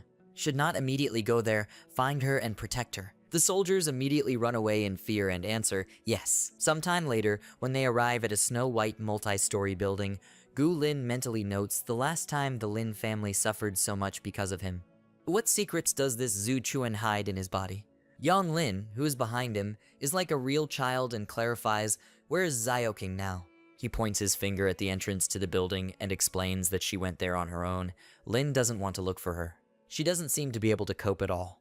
Yang Lin immediately replies happily, okay. At this time, Ling Xiaoqing crosses her arms and thinks irritably, it can't be. She gathered her entire clan to protect him. And here he is relaxing with some girl. As she enters the elevator, she strongly thinks that she must look him in the eye in person. But suddenly a man in a white suit and a black hat comes out of the elevator to meet her, and handing her a blue rose says, he is glad to meet such a beauty. Xiaoqing accepts the rose, but at the same time wonders who it is. She ordered the entire building to be blocked. The blonde raises his hat in greeting and says, although he thinks in their case, it's better to say that he's glad to see her again. With these words, he completely throws his headdress to the side. Ling Xiaoqing suddenly shouts loudly, Cloverdo. But shouldn't he be dead? He replies that it upsets him that she actually thinks that the person with the title hand of hell is a person. After all, he is not so weak that he would be killed the first time. She warily replies that she understood it. Now she realizes why there are so many strange rumors about him. He says with a smile that he actually thought his team would last much longer. Who knew that she had a monster like Yang Lin hidden away? It seems to him that he knows little about creatures like her. Lin was born to kill, but Xiaoqing naively thinks that he can control her. Sooner or later, Yang Lin will still destroy the entire Lin clan and the entire magical town. In the West, she calls such people purifiers. Ling Xiaoqing appears flustered by his words, but doesn't show it and asks if he seems to be good at understanding them. Claverdo answers, of course, because he is also a purifier. The next moment, he reaches out to her with his huge hand, and Xiaoqing looks at him in shock and freezes in place. But suddenly Lin appears, pushing it away and shouting for Ling Xiaoqing to be careful. A blast wave hits the sides, and Yang Lin flies back, and she is caught by Xiaoqing, who immediately asks, is she okay? Lin immediately tells her to leave quickly. This guy is very dangerous. Cloverdo, approaching them again, notes, do they really think that he will let them go so calmly? He moved this building into his space so that no one will disturb them. He believes Yang Lin doesn't even suspect that they are specifically born into this world to purify it. They were given the mission to kill from the very beginning. They are a continuation of the will of this world. They have unlimited potential. She should join them so she doesn't have to suppress her powers anymore. Lin asks in confusion, should she join? Cloverdo, with a crazy smile, asks again. He understood correctly that she wants to destroy this world, yes. She shouldn't be shy and give free rein to her strength and do what she wants. Yang Lin, looking at her palms, as if under hypnosis, says, destroy.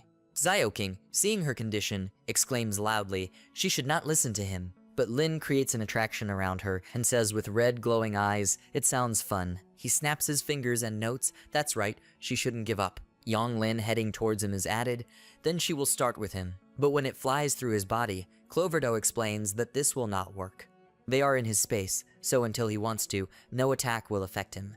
Her first target is over there. Isn't she the one who has been limiting her all these years? With these words, he points his real finger towards Ling Xiaoking. Lin immediately grabs his head and screams loudly. Then, looking forward, she says through clenched teeth, Xiaoking. But still, having managed to control her body, she clenches her fist, and hitting Cloverdo screams again, he must leave her behind. He just mockingly asks if she really doesn't want to join her after all. What a pity. Well then, it's worth dying for. Yang Lin is immediately thrown back by the blast wave as she screams. As Lin falls face down on the floor, he makes a mental note of how quickly she recovered. Is it really possible that no attack can kill her? Looks like she used all her strength when she fought him on the street. Afterwards, waving his hand, he adds, it's a pity, but now she is in his power. Now they will see how much attack she can withstand. But the very next moment, there is an explosion that throws him back. Cloverdo, looking forward, confusedly says, what is this? Zhu appears in front of him and apologizes to Xiaoking for being a little late. He asks irritably, is she from the hidden clan? Although, even if she is from there, she has no chance against him. They are all in his space now. But she just smiles and notes, no longer. After Namgyuan Zhu raises her knife up and, as if breaking the space into pieces, notes that now this space does not exist. Cloverdo looks around in shock, and disappearing into the portal that appears, he finally says, this can't be. But she screams at him to stop. With these words, Zhu swings his sword, directing an attack into the portal. The next second, blood flies out, and a loud scream is heard. Ling Xiaoking clarified, is he dead? But she replies that not yet, he was simply cut with a sword. It would be extremely difficult to kill such a creature. Yang Lin, calmly rising on his elbows, clarifies, hidden clan? What power did she use? Namguang Zhu, shaking her head negatively, replies that she doesn't have to look at her like that. She won't be able to master this method. After some time, they all go up the elevator together and Xiaoking clarifies, did she anger her on purpose? Okay, she will forgive her, because she saved them. What happened to Zhu Chuan? Zhu crosses his arms and sadly replies, in fact, she doesn't know the details, but the girl appeared in his room out of nowhere. She doesn't pose any threat yet, but she feels that the girl's body contains a terrifying power. Ling Xiaoking says thoughtfully, if she says it, then it means something. Suddenly, the elevator door opens, and they see Annie standing in front of them with a spear. She clarifies, Xiaoking. She is from the Dragon Squad. She has already met her grandfather. He ordered them to deal with Chuan's case and not protect her. Ling Xiaoking calmly replies, well, since this is an order from Grandpa, then she doesn't care. At this moment, she, on the contrary, is very angry and thinks, this cannot be. Why would Zhu Chuan be surrounded by so many girls? When they get off at the floor they need, Yi, walking ahead of everyone, asks them not to worry, she will let them meet him. At this time, Zhu Chuan sits on the bed while Wai Na hugs him, and a green glow emanates from them. He asks what she is doing. She replies that she helps him feel that there is something inside his body, and it is bad. If measures are not taken in time, his body may suffer greatly. He was supposed to die, but for some reason some force protected him. And it's familiar to her, but she seems to hate it. Chuan confusedly clarifies, what is she talking about?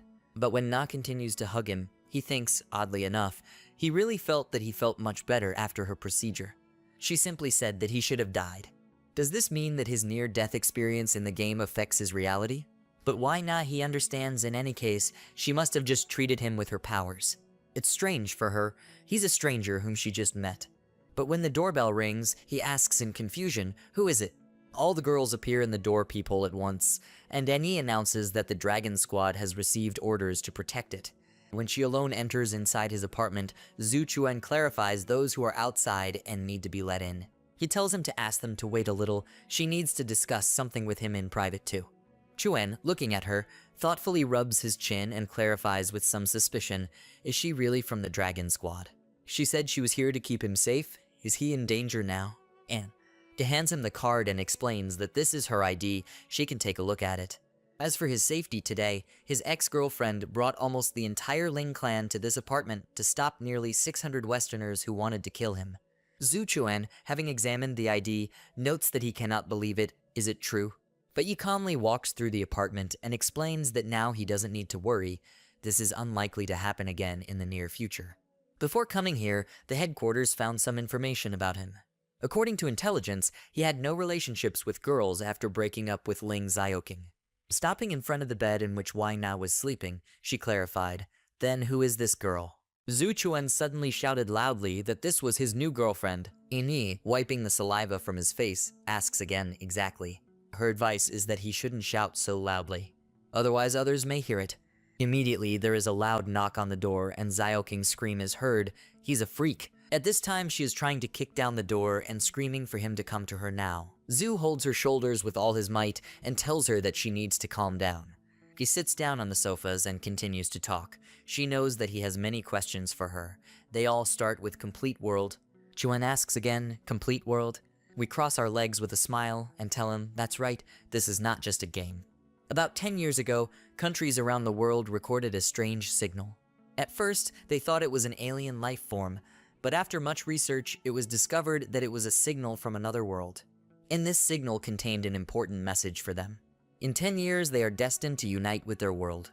The atmosphere, the earth, and all living beings will be united into one. Zhu Chuan is shocked when he hears this and excitedly repeats, after 10 years, isn't this coming soon?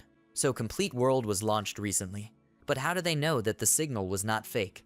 And he explains that at first they actually had doubts about this. But recently more and more people are discovering that they have special abilities, and the planets they are on gradually begin to change. The countries of the world are beginning to understand that the message was true and the mergers of the worlds cannot be interrupted. On the one hand, the authorities of their world did not want to cause panic among the population and wanted them to gradually get used to the new world. On the other hand, the authorities wanted to get resources from another world. Therefore, they developed a complete world, a game that merges two dimensions.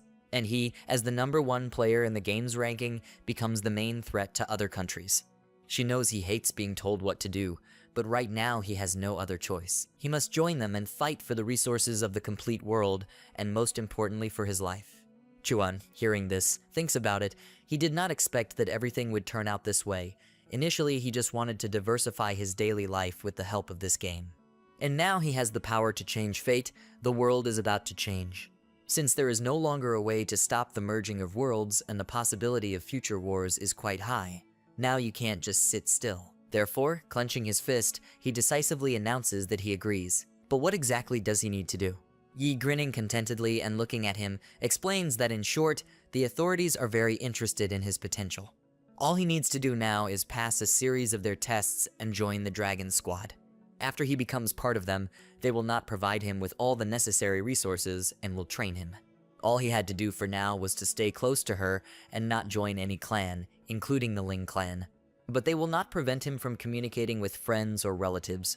Zhu Chuan bows politely, answering, he understood everything, it's not you who will be attentive. He is grateful that she told him everything. As for Na, he hopes that she can give him a little more time, because there are still many things that he doesn't understand either. And he spreads his hands to the sides, answers kindly of course, she is in no hurry to find out who this girl is, but he will have to think about how he will explain everything to his ex. At this moment, Chuan feels a wave of fear and realizes that he almost forgot about it. But then he adds, by the way, he wanted to ask, when he joins the Dragon Squad, will his status and the status of his clan change somehow? He gets up from the couch and explains that part of their role is to monitor the movements of all the clans and make sure they are not doing anything unusual. In short, if he joined the Dragon Squad, his status would be even higher than Ling Xiaoqing's, so he would be able to communicate with her on equal terms. Zhu Chuan, remaining satisfied with this information, hooted. Wai Na suddenly wakes up, rubbing his eyes sleepily. He asks in a friendly way, is she awake? Na immediately says she wants to eat. He wonders why she is hungry again. She just ate recently. Afterwards, he turns to Annie passing by and notes that he can't help her. but she reassures him she will be right outside the door. He should call her if he needs anything. Having walked a little further, she immediately touches the earphone with her hand and then says she sent him a video of the conversation. This needs to be analyzed and updated information as soon as possible. After a while Chuan is preparing food for Wai Na, a system screen appears next to him and it announces that Ling Xiaoqing is calling him. He, answering the call, coldly asks what. She imitates him and replies displeasedly he must open the door, she wants to help him with cooking. Sometime later, when she was already standing near the kitchen unit and chopping herbs, she noted out loud that the old hot sauce had long since run out. There is a new refrigerator in the right corner. Zhu Chuan, who is standing near the open refrigerator at that time, is very surprised, but looking in the direction where she pointed him, he exclaims he found it. Approaching Xiaoqing, he asks with a sincere smile how does she know this? She, without being distracted from cooking, replies that she lived with him for 3 years, so she got used to it.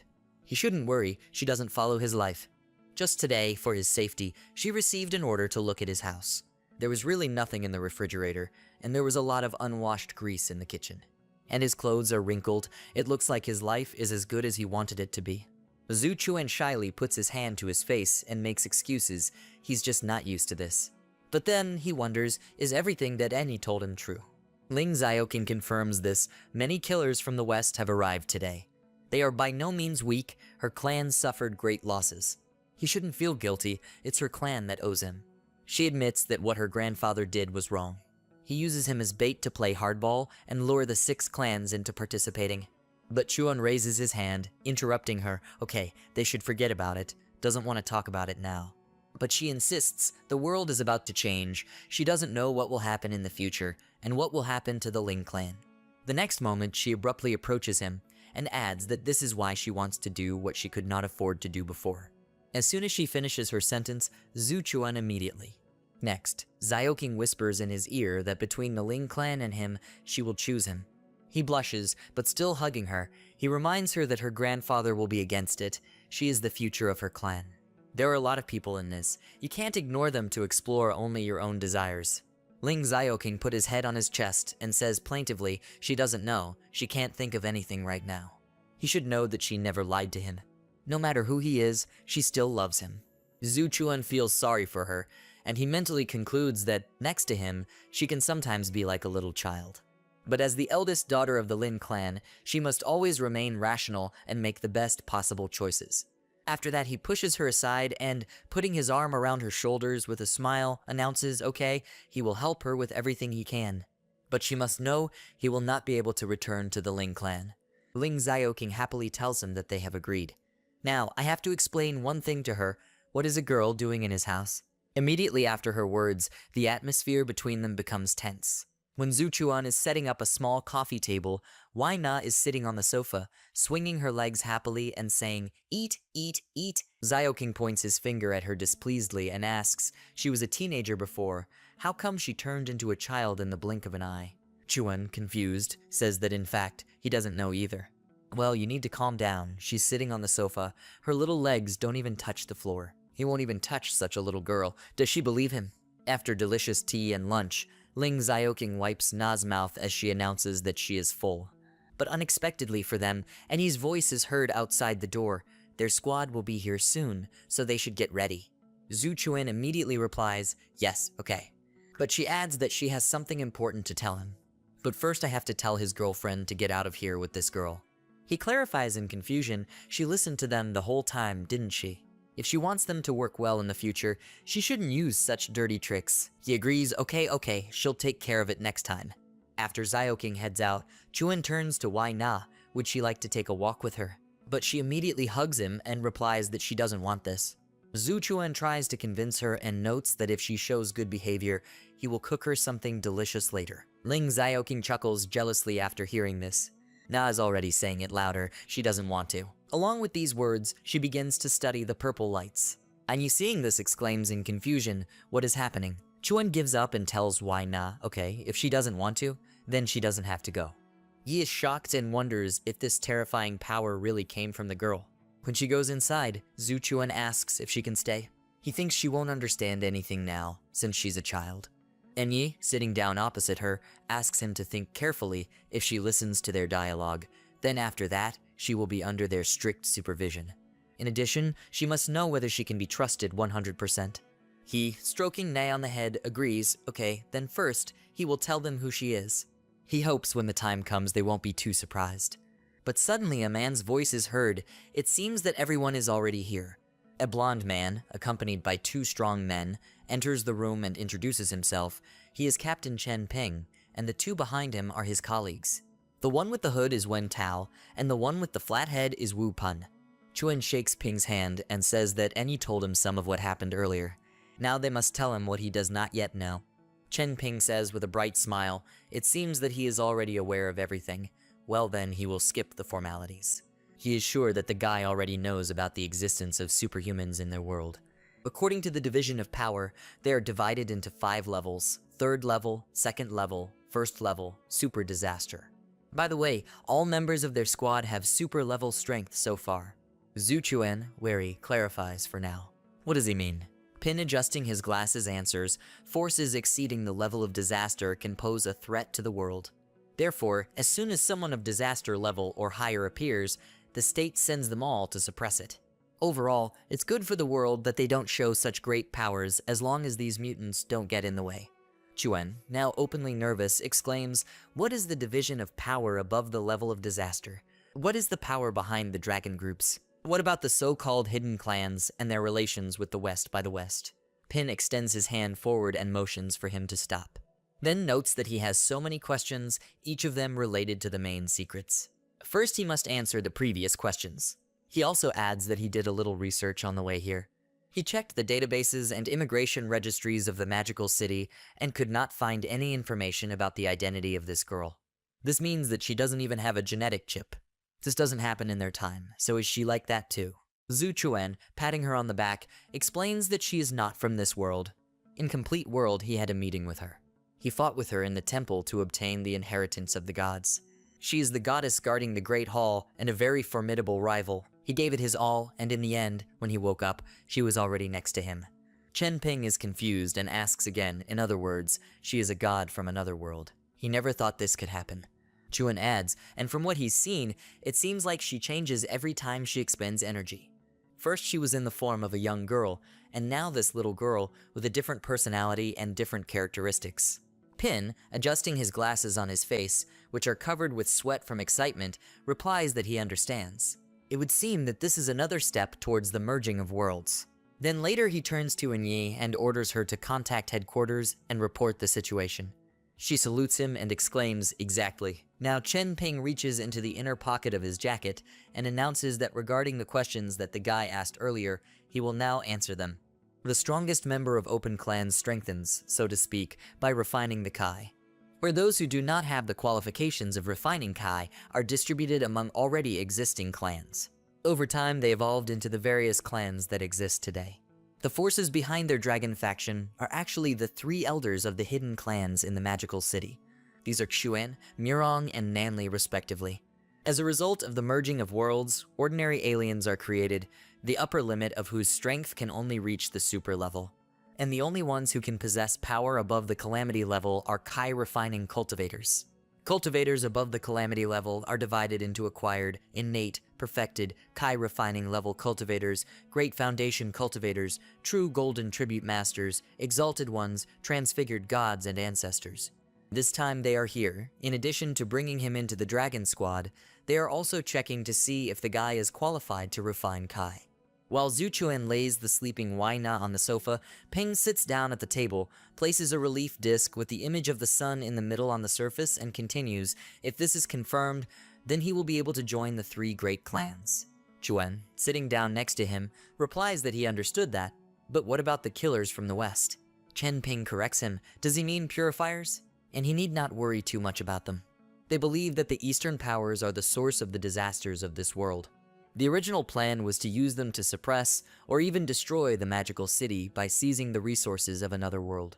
It's because the guy showed too much in that world, that's why they want to come and kill him. The strongest of them, the Hand of Hell, is actually no better. As long as he has the hidden clan as a sponsor, they probably won't be able to harm him. That's almost all that can be said, so now Zhu Chuan should put his hand here. Chuan obediently places his hand on the disc, causing it to glow green. Chen Ping continues to speak. The cultivation qualifications are divided into 8 qualifications: mortality, spirituality, heavenly, emperor, saint, god, and immortal. Suddenly, a bright glow spreads from the disc in all directions of the room, and Ping. Can't be. Suddenly, the glowing disc cracks, and Zhu Chuan, confused, asks, "What is this? What's happened?" Chen Ping notes contentedly, "This compass cannot withstand his strength, but his qualifications must be at least holy.